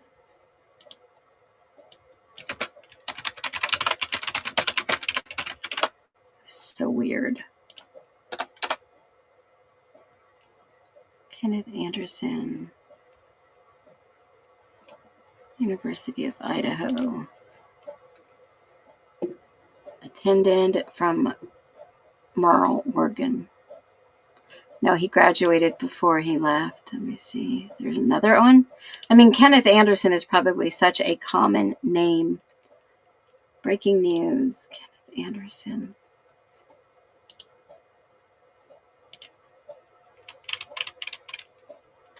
This is so weird. Oh, I just had something come across my screen. Judge rules many of Tyler Robinson's motion should be public. I don't know if you guys knew that. It just came across my screen. So the judge says motions mostly public in his murder case. Key takeaways from the hearing is Robinson's defense argued cameras could hurt his fair trial rights and due process. April 17th is the next hearing in regards to Tyler Robinson in the Charlie Kirk assassination. So just so you know that. Wasn't K&M planning? Yes, they were going to go, and then they decided to go grab something to eat. They were going to go with other people that were going to John's Alley before the grub truck. Yes, that was documented in the ISP. But I don't even know who this Kenneth Anderson is. I'll find out who the last few people on this list is. I am very interested. Why would they even name people to go back and get their DNA, to get their fingerprints? It just blows my mind because they went back and, you know, these had to have been done early on.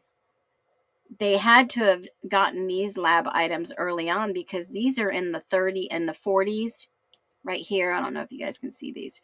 These are in the 40s. Dylan didn't come until 98 right here on the bottom. Reed was 57. So obviously they had gone and got all these buccal swabs, DNA, and then they got to Dylan, which was 98. So that is so weird. Always something. Oh, and 128. Let me see if I can find 128. I found this interesting. I don't think it's listed here. Is it? Yeah. So they've got these prints. Listen to this. They've got these prints, 128 and 129, but in the lab report, hidden. They got two people's prints, item 128 and 129. And here is what it says officially in the lab, since we're talking about fingerprints real quick. 128, I went through these a little while ago, and I saw it in my notes. So suspect date, this is dated 4/14/23, a couple months after BK was arrested. And they put suspect Brian Koberger, and then they have two names blacked out, right? So on the witness list, plenty of kinky stuff going on out there, it seems. Hey, Lulu Bell, hope you're doing good today. Hope you're having a better day than yesterday. 128. Agency exchanged 3 sets bearing the name blank and 3 sets bearing the name blank. Okay, so they went through the prints. I just showed you the state's exhibit exhibit list of those exemplars. There's no name on them right here. Okay, let me just move this over to another screen. All right. too confusing. So 128 and 129, then we go over to the actual forensics, and then it says these two people, one ends in an N, okay? It ends in an N. The only one that it worked for the city of Moscow as a police officer, Joseph Knickerbocker. Okay, hold on to that thought, Amanda. Let me put a star by it. Okay, so in the report, this was according to my notes, they didn't redact the N, okay? So the only person on the list that I showed you that it could possibly be that ends in an N that they did not have at the time. Now, the new number for Dylan's prints was 135. This one was 128. So before they did hers, they did 128 and 129 if you're looking at consecutive order. I got the hiccups today. Probably that protein shake I drank this morning. All right, so let me grab that real quick for reference because I want you to see this. There was only one person name ending in N. And I picked this up and I thought, you know what? I wonder if it's Anderson, right? So this is the document that they said they didn't have at the time. Cruz, Regan, Barstow, Nguyen, and all these other people, Anderson and McDonald. But when you go and look at the states list, Anderson is 42. Kenneth Anderson is 42. So whose name? There is no 128 name. Even if I do 128, it doesn't pull up 128. It just says 128, 129 print. That's it. They never give the name for this report. But in the actual report, it ends in N. Right here. I don't know if you guys can see that. They left this like a clue. But whose name would end in an N? It's definitely not on the states list. Because I searched for everything according to N. Nothing. Absolutely nothing. I mean, this is like a shot in the dark. And then let me go over to the witness list because that might have somebody that ends in an N. Gary Anderson, Daniel Anderson. Let's see whose best name would fit into this spot. Anderson. Wonder why they left it. Ackerman, Allison Ackerman. No, included.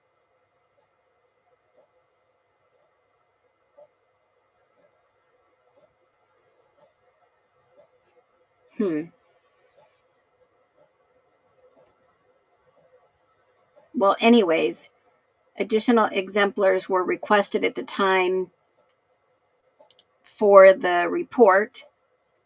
Oh, you know what? Who ends in N? Who ends in N?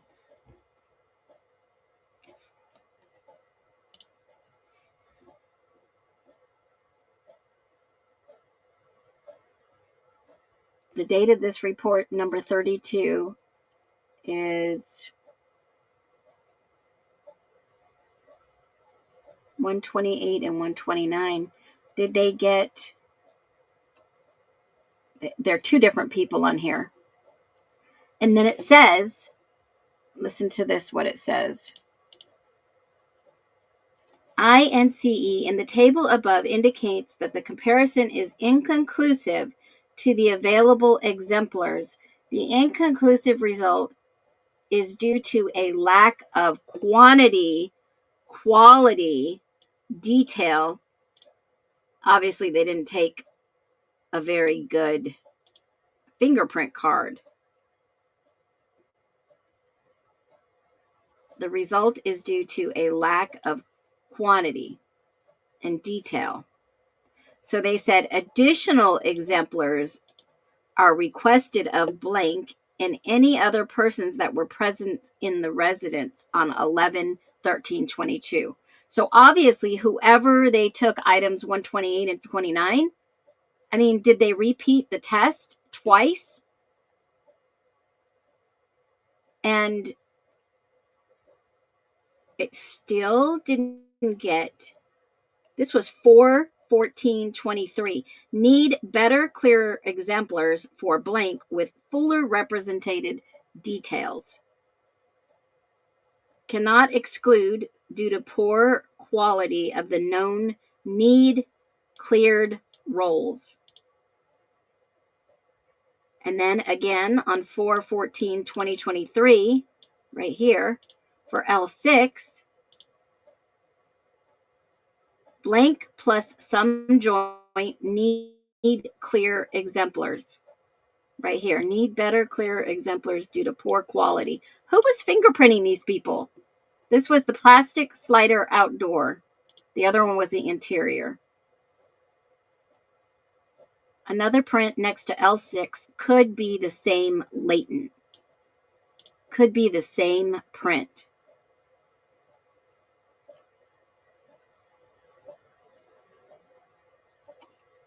And look who recorded these.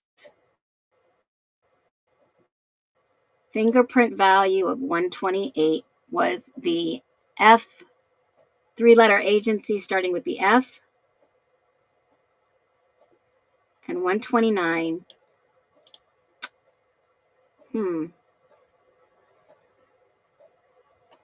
One was excluded and one was included.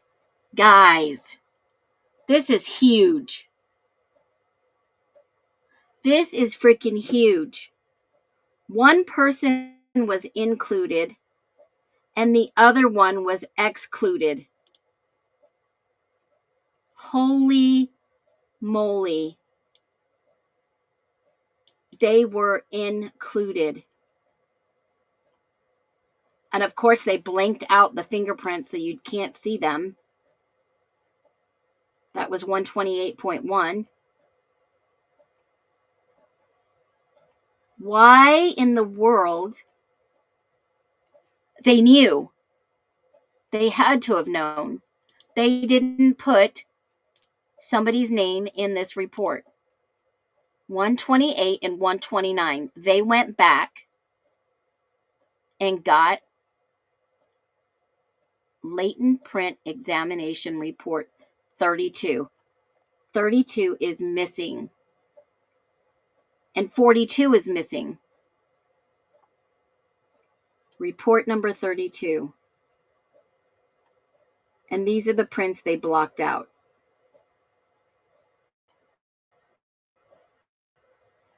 They, in my humble opinion, allegedly know whose prints these were. No, it can't be. I don't think it is Hunter Johnson, because look right down here. They went back and they tested these two.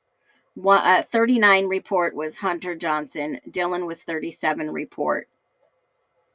And then that's where the report ends. But there's one more report that they didn't share. 136 and 137, 138. Let me look at 136. Agency 136 report. Here it is. 136 were analyzed bearing the name of blankety blank. Oh, wow. Look at this. And then the list becomes bigger. And it bears the name blank blank. And L5, they were excluded, but L6 was included. And they don't put a name. They don't put a freaking name on this exhibit list for 136. We know what 135 is. Well, let me see who 137 is.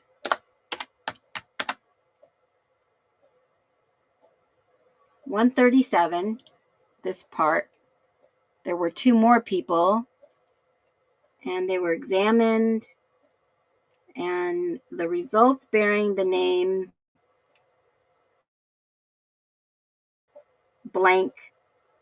L5 was excluded, L6 was included.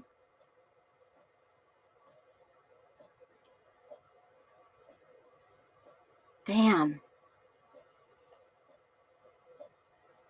This Tara Martinez girl was on the witness list, guys. She was supposed to come in and testify.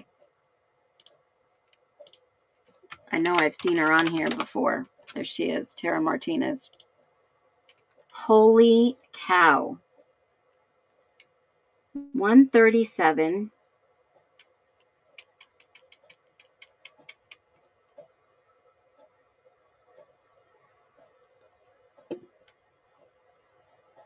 They had these prints in 11/20/22.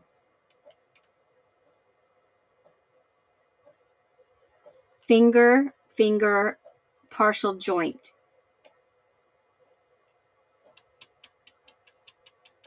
Right here. Cannot exclude, but cannot include.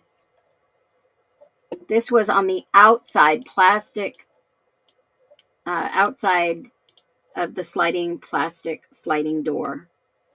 They used Amido Black right here in their own writing. Whew. Some similarity to number 10. Cannot exclude, but cannot ID include it. Some possible joint.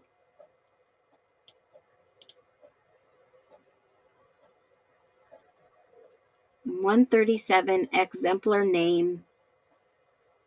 They're the same. That can only be scanned. Exemplars are the same, but 138 has been printed by another agency. They only left on the exemplar. Another agency must have gotten these prints. Well, it did say another agency. And they were included for L6. Who were those names? They left them off, and they obviously blacked out their prints. The FBI had them. The FBI must have went and visited these people and did their interviews, because inside the interviews, it basically says printed, and it says that evidence, swabs, whatever they got. So they had holy freaking moly. Oh my God. 1, 2, 3, 4. 4 prints that they've included, but they've withheld names. 1, 2, 3, 4. Holy mother frickers. 128, 129, 137, and 138.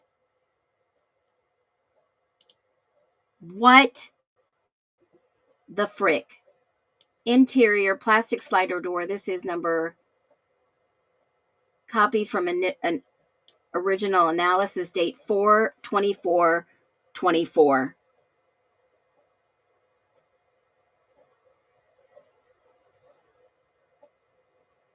And we know that as the dates kept pushing on, L6 included.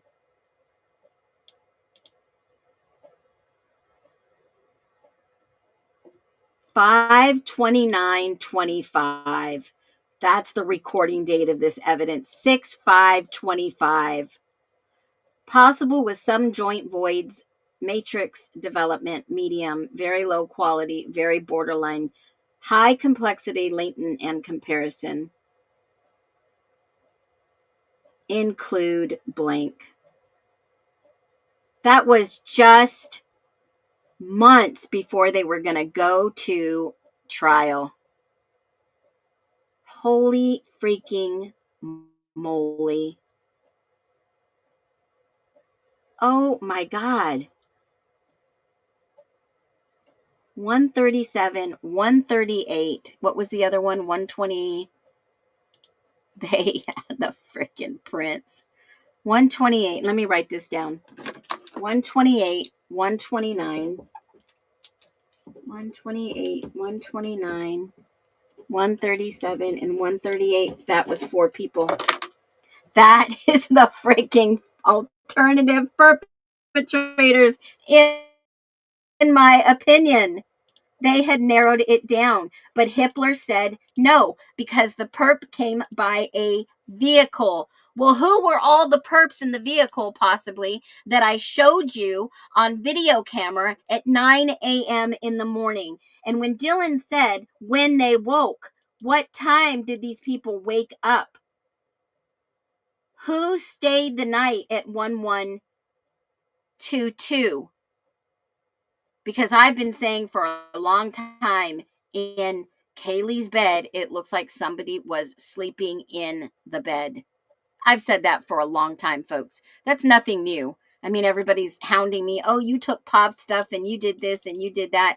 No, I didn't. I've been talking about the fingerprints for a while. I just didn't go through them very thoroughly, but we did talk about Emily and Hunter's, and we talked about a few other ones like the DNA and stuff like that. But no one creator could be responsible. I'm just looking at these things in further detail, which most creators won't even admit. You can't tell me that Kaylee wasn't in bed with someone else. And I'm not, it's not like bad on her. I'm just saying she had to have been asleep in bed or at least hanging around someone, because this is what the evidence shows me when I look at it. Someone was laying in that bed or sitting up talking or something. And Dylan says, when they woke. And do you know for a fact in the documents, they didn't have early on, they didn't have Jack D's prints. They didn't have Dylan or Bethany's prints. Why did they not? They place JD in the back of a car, but they don't take his prints. And if this was exculpatory evidence to Brian Koberger, why in the frickety frick did he take a plea deal knowing he was innocent? I understand, to get him off the death penalty, but holy freaking moly. Seeing this in black and white, that they had this information, seeing the actual documents from the forensics that they released and they deleted, did they not think anyone was going to go out and look at the evidence?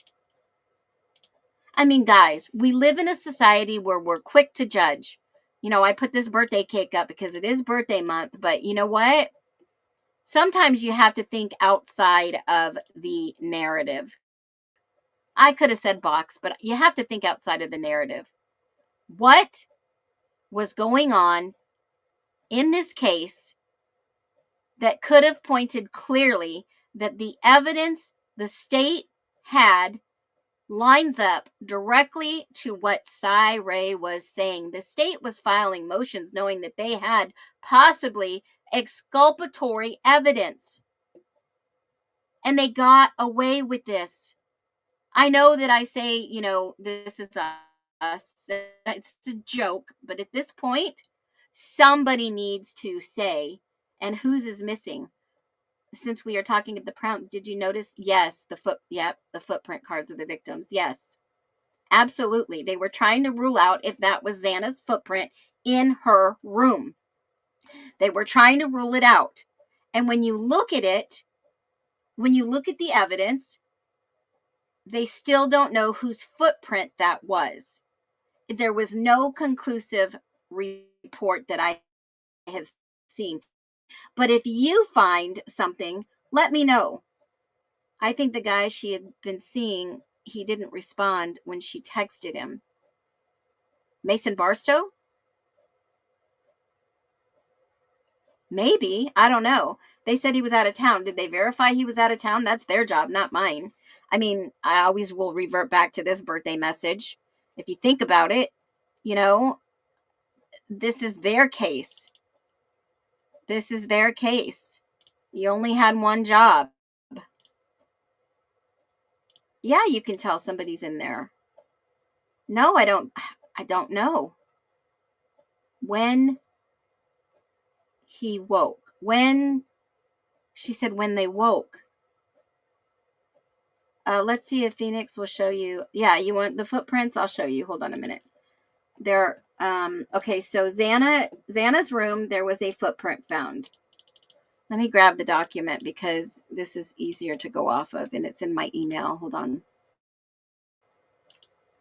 in this email, there was this document, and it says impression possible on fabric, potential shoe wear, south kitchen window exterior, south kitchen window exterior. And hold on a minute. There was a flame around upper frame, south kitchen, kitchen. It was bedroom 2. Hold on, let me find it. Bedroom 2, second northwest corner. Impression, it says possible hand or fabric lined pattern, then shoe wear. But there was a, hold on, there was documented. Let me go back and grab that document because it's in a different folder. Hold on. There was a foot impression. Hold on. South kitchen window, second floor. There was a foot impression. Impression possible west. Hand fabric pattern. That was a hand or fabric pattern. Hold on one second, guys. Let me take a look at this. There is a victim's footprint missing.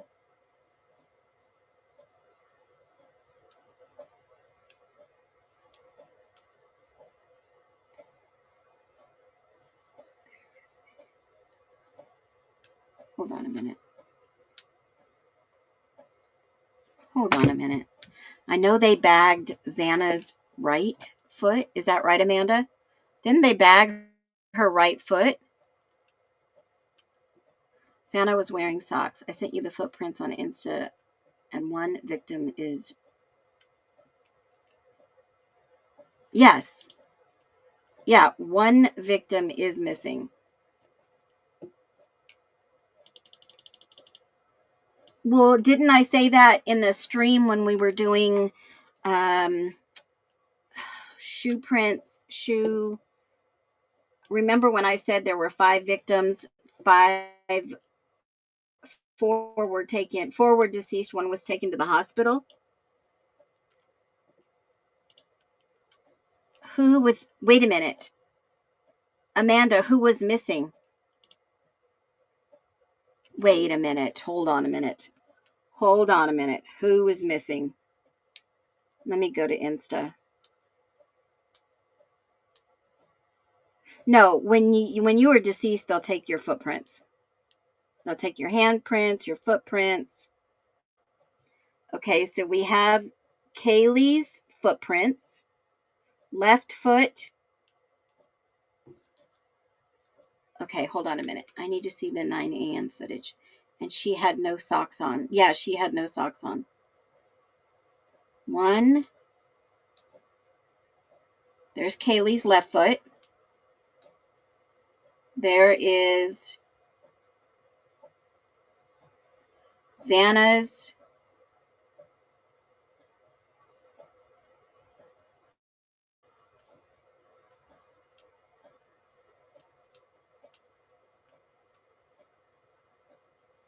There's Xana's. Wait a minute. Hold on a minute. There's Xana's left and right. Hold on. There's Mogan. Where's Ethan's? Where's Ethan's feet prints? He had socks on. They still should have taken footprints. Wait a minute. Where are his footprints? What? Wait a minute. Wait a second. Hold on.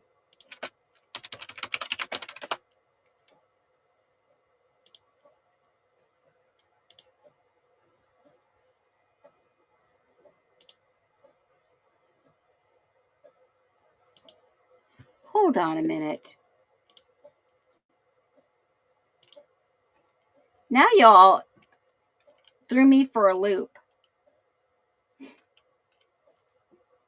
Why couldn't they get a full print on her foot?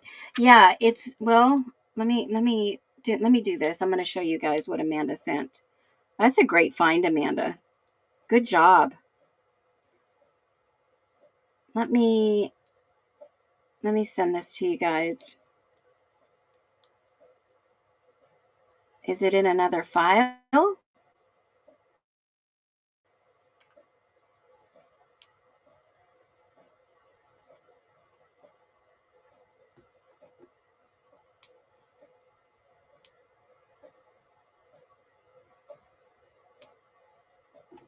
Now, I told you they were separated. So, and Hunter only checked Xana. Hunter only checked Xana. Remember when I told you that Xana was seen at 2 a.m.? Somebody took a picture of her playing the guitar. They screenshotted the Snapchat. And Hunter, who's the last one to see Ethan? Oh, that's weird. They did his hands and not his feet.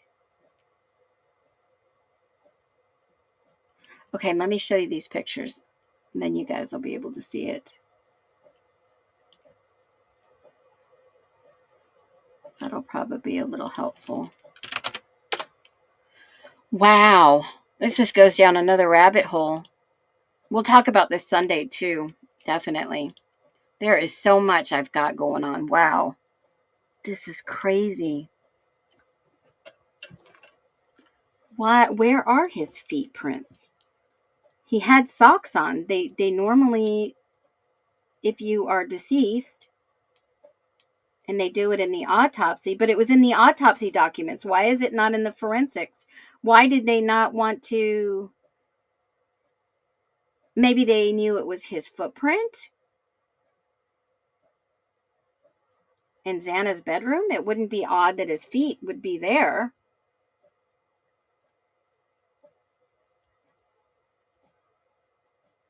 Okay, let me pull these up. And then let me go to the list. Let me add this in the list.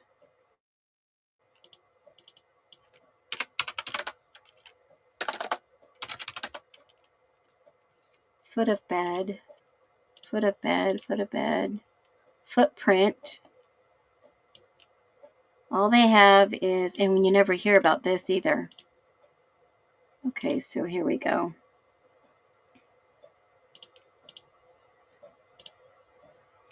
Here we go. Let's see what we find. Feel free to tip your host, guys. We are going in deep today. We are going to find answers. I am sharing it with you.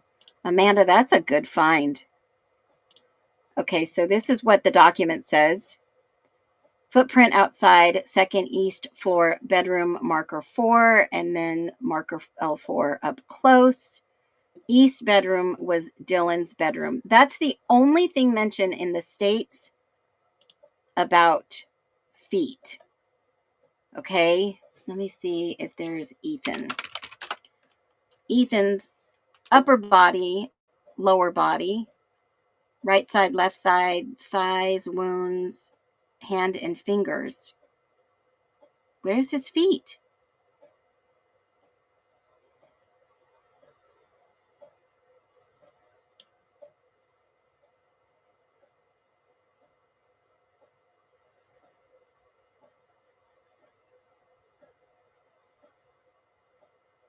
They don't talk about feet either.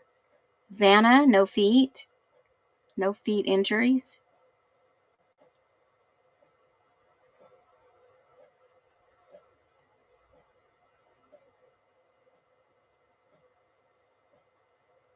No feet injuries on any of them.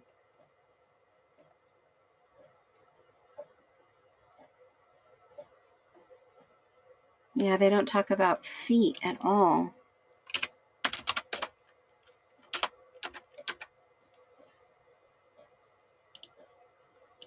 All right, let me look at the actual forensic document.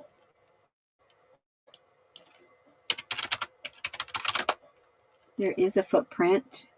Xana, second floor. I wonder, they did not do his hands and not his feet.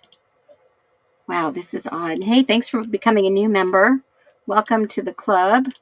Whoop, whoop. Regina Long. Welcome in. Okay, let me see if there's a foot impression. Cigarette butt was found next to the right foot. Meat bottom stair. Right foot. I'm looking for anything mentioned in foot. Because we would be here all day. Foot. Robin, you have no idea what you missed. Some good information I'm sharing. Let me see. Footwear impressions, Amido Black. Footwear cast impressions. Let me see. Yes, diagram. Let me see what number this was.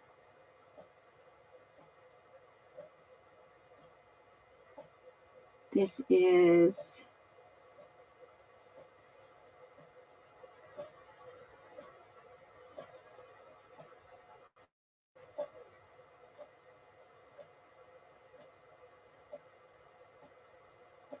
This was Jack Decor's place. Hold on.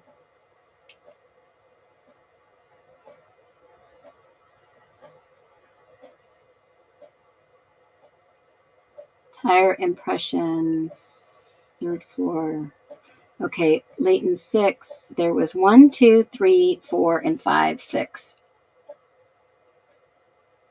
Let me go back to 1.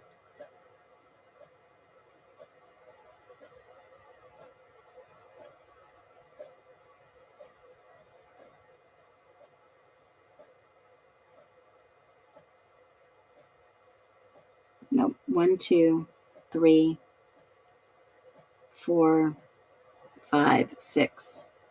I thought there was an impression that was taken from Xana's room on the floor where it said there was a footprint. Does everybody remember that? MPD, it does mention the feet, his feet, but they were feet prints. Yeah. Let me go back.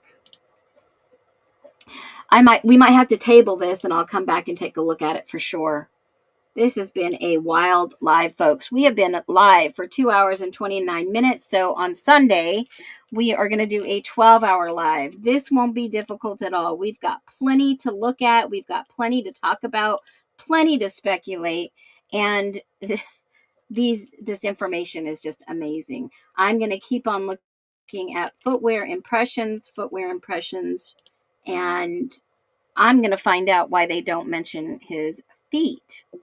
But they were in the autopsy report. Remember, Dr. Singh did mention his autopsy. Now, you know what's really odd to me, guys, before I leave today? Remember how I said that why didn't they look at the possible feet impression on potentially Xana's bed? Okay, because this, in my humble opinion, looks like maybe some handprint or boot print, some type of impression here. And I've never seen anything in the forensic documents about this item. Nothing. Nothing on the sheet, nothing in evidence. And to me, it looks like either a handprint, a palm print, somebody leaned across the bed. What does that look like to you? I'm curious. What does this look like? There was no blood at Schneider's place, Lost Boys. There was no blood. Does this look like a footprint? Let me ask ChatGPT. Hold on. Let me ask. Let me see. I'm just curious. Why did no one take this into evidence? Is this a foot or boot print or a hand print? Give me your best eagle eye 30-year veteran Investigator with a phoenix eagle eye. Let's see what it says. All right. Let's see. Since we got a few more minutes. Whoop, whoop. Is this a boot print or a hand print? Okay. Analyzing, working. It looks like a palm and a hand to me, like reaching down to grab, maybe. I don't think it's a foot. All right. Putting the 30-year forensic Phoenix Eagle Eye mindset. You're purely looking at pattern characteristics in your image. Curved oval loop, shaped near the center. Possible a palm print. Hello? Possible palm print. Jeez Louise. It could be fingers, streaks dragging down. If I were processing this scene, a forensic tech would check for ridge detail, pattern, thread, implements, elements, direction of movement, standard outsole pattern. Wow. Wow. Likely a partial handprint, fingerprint, or smear, not a boot print. Now, I'm not going to say that ChatGPT is always right. Can you enhance the image? And I'm just going to say this. It looks at things differently than the human eye would, but when I looked at it, it looked like a palm print to me more than a boot print. I thought it was a hand. Now, I've asked it to give me some more clarification.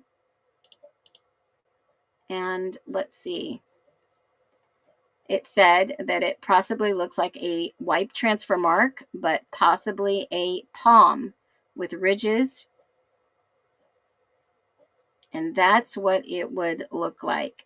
Rounded upper more looks like a palm or a heel of hand, the palm. Finger or drag marks. There is no repeating tread pattern. Looks like a hand touched the fabric. Now, here's my point. We have possibly hand fabric. We have prints that may be identified. Okay. 128, 129, 137, 138. Why couldn't they take those fingerprints and see if it was a match for these? Why couldn't they do that? Why wouldn't they do that? To see if anybody matched that print, if it was print. Didn't they take all these items into evidence? We haven't seen the complete evidence list, guys. We're only getting a portion of it. Show me where you see the palm. Hold on a minute. Let me get a picture of this. Let me get a close-up. And I'm going to put it in here. Palm and then fingers on the top. Fingers on the top. Center. Palm print on the bottom. Put your hand over the screen. Put your fingers on the top. Palm print on the bottom. We need Alan Jackson. All right, guys, you have been so amazing today. Thank you for joining us on this live. I look forward to, I've pulled over 3 times trying to figure out what the ticking is on my truck. Oh no, I hope that you are okay. I don't have a clock in my office. Nope, sorry. It looks like a golf club driver. The shoe print stripe print. Oh, it could be. Ah, 4 fingers. Now there's a pinky on the side. A shoe print, possibly cuts, chunks missing, a digit. Oh my gosh. I never thought about that. 1, 2, 3. No, I think the thumb's over here. The thumb's on this side, on the left, and these are the 4 digits. Pointy, middle, ring, pinky. I think the thumb is right here. I'll draw an outline. I'll post it. Y'all be well. Thank my mods. Wilson like volleyball. Yeah. Thank my mods. I appreciate every single one of you being here. Thanks for hanging out with us for so long. And we're going to keep, maybe it was my clicking my mouse. We're going to keep on looking for answers. And no, these were not, I repeat, not Dylan's prints.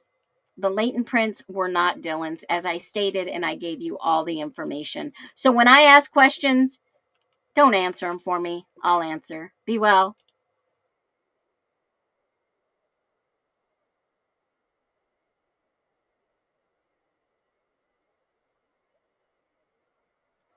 And yes, I'll see you Sunday. We're off tomorrow. You guys enjoy your day. Be well.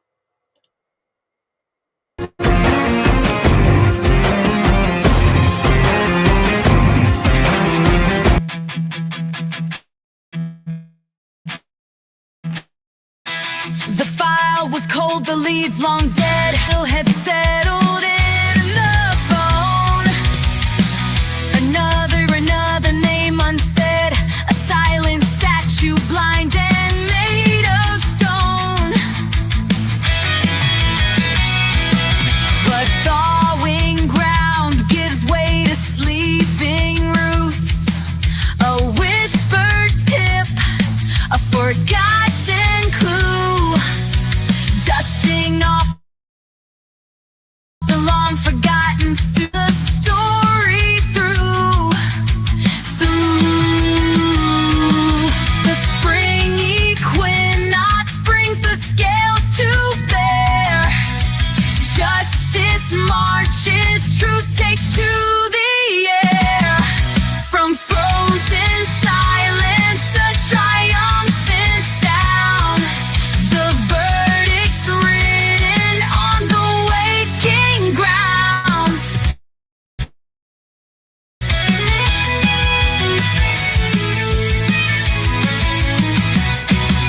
The wind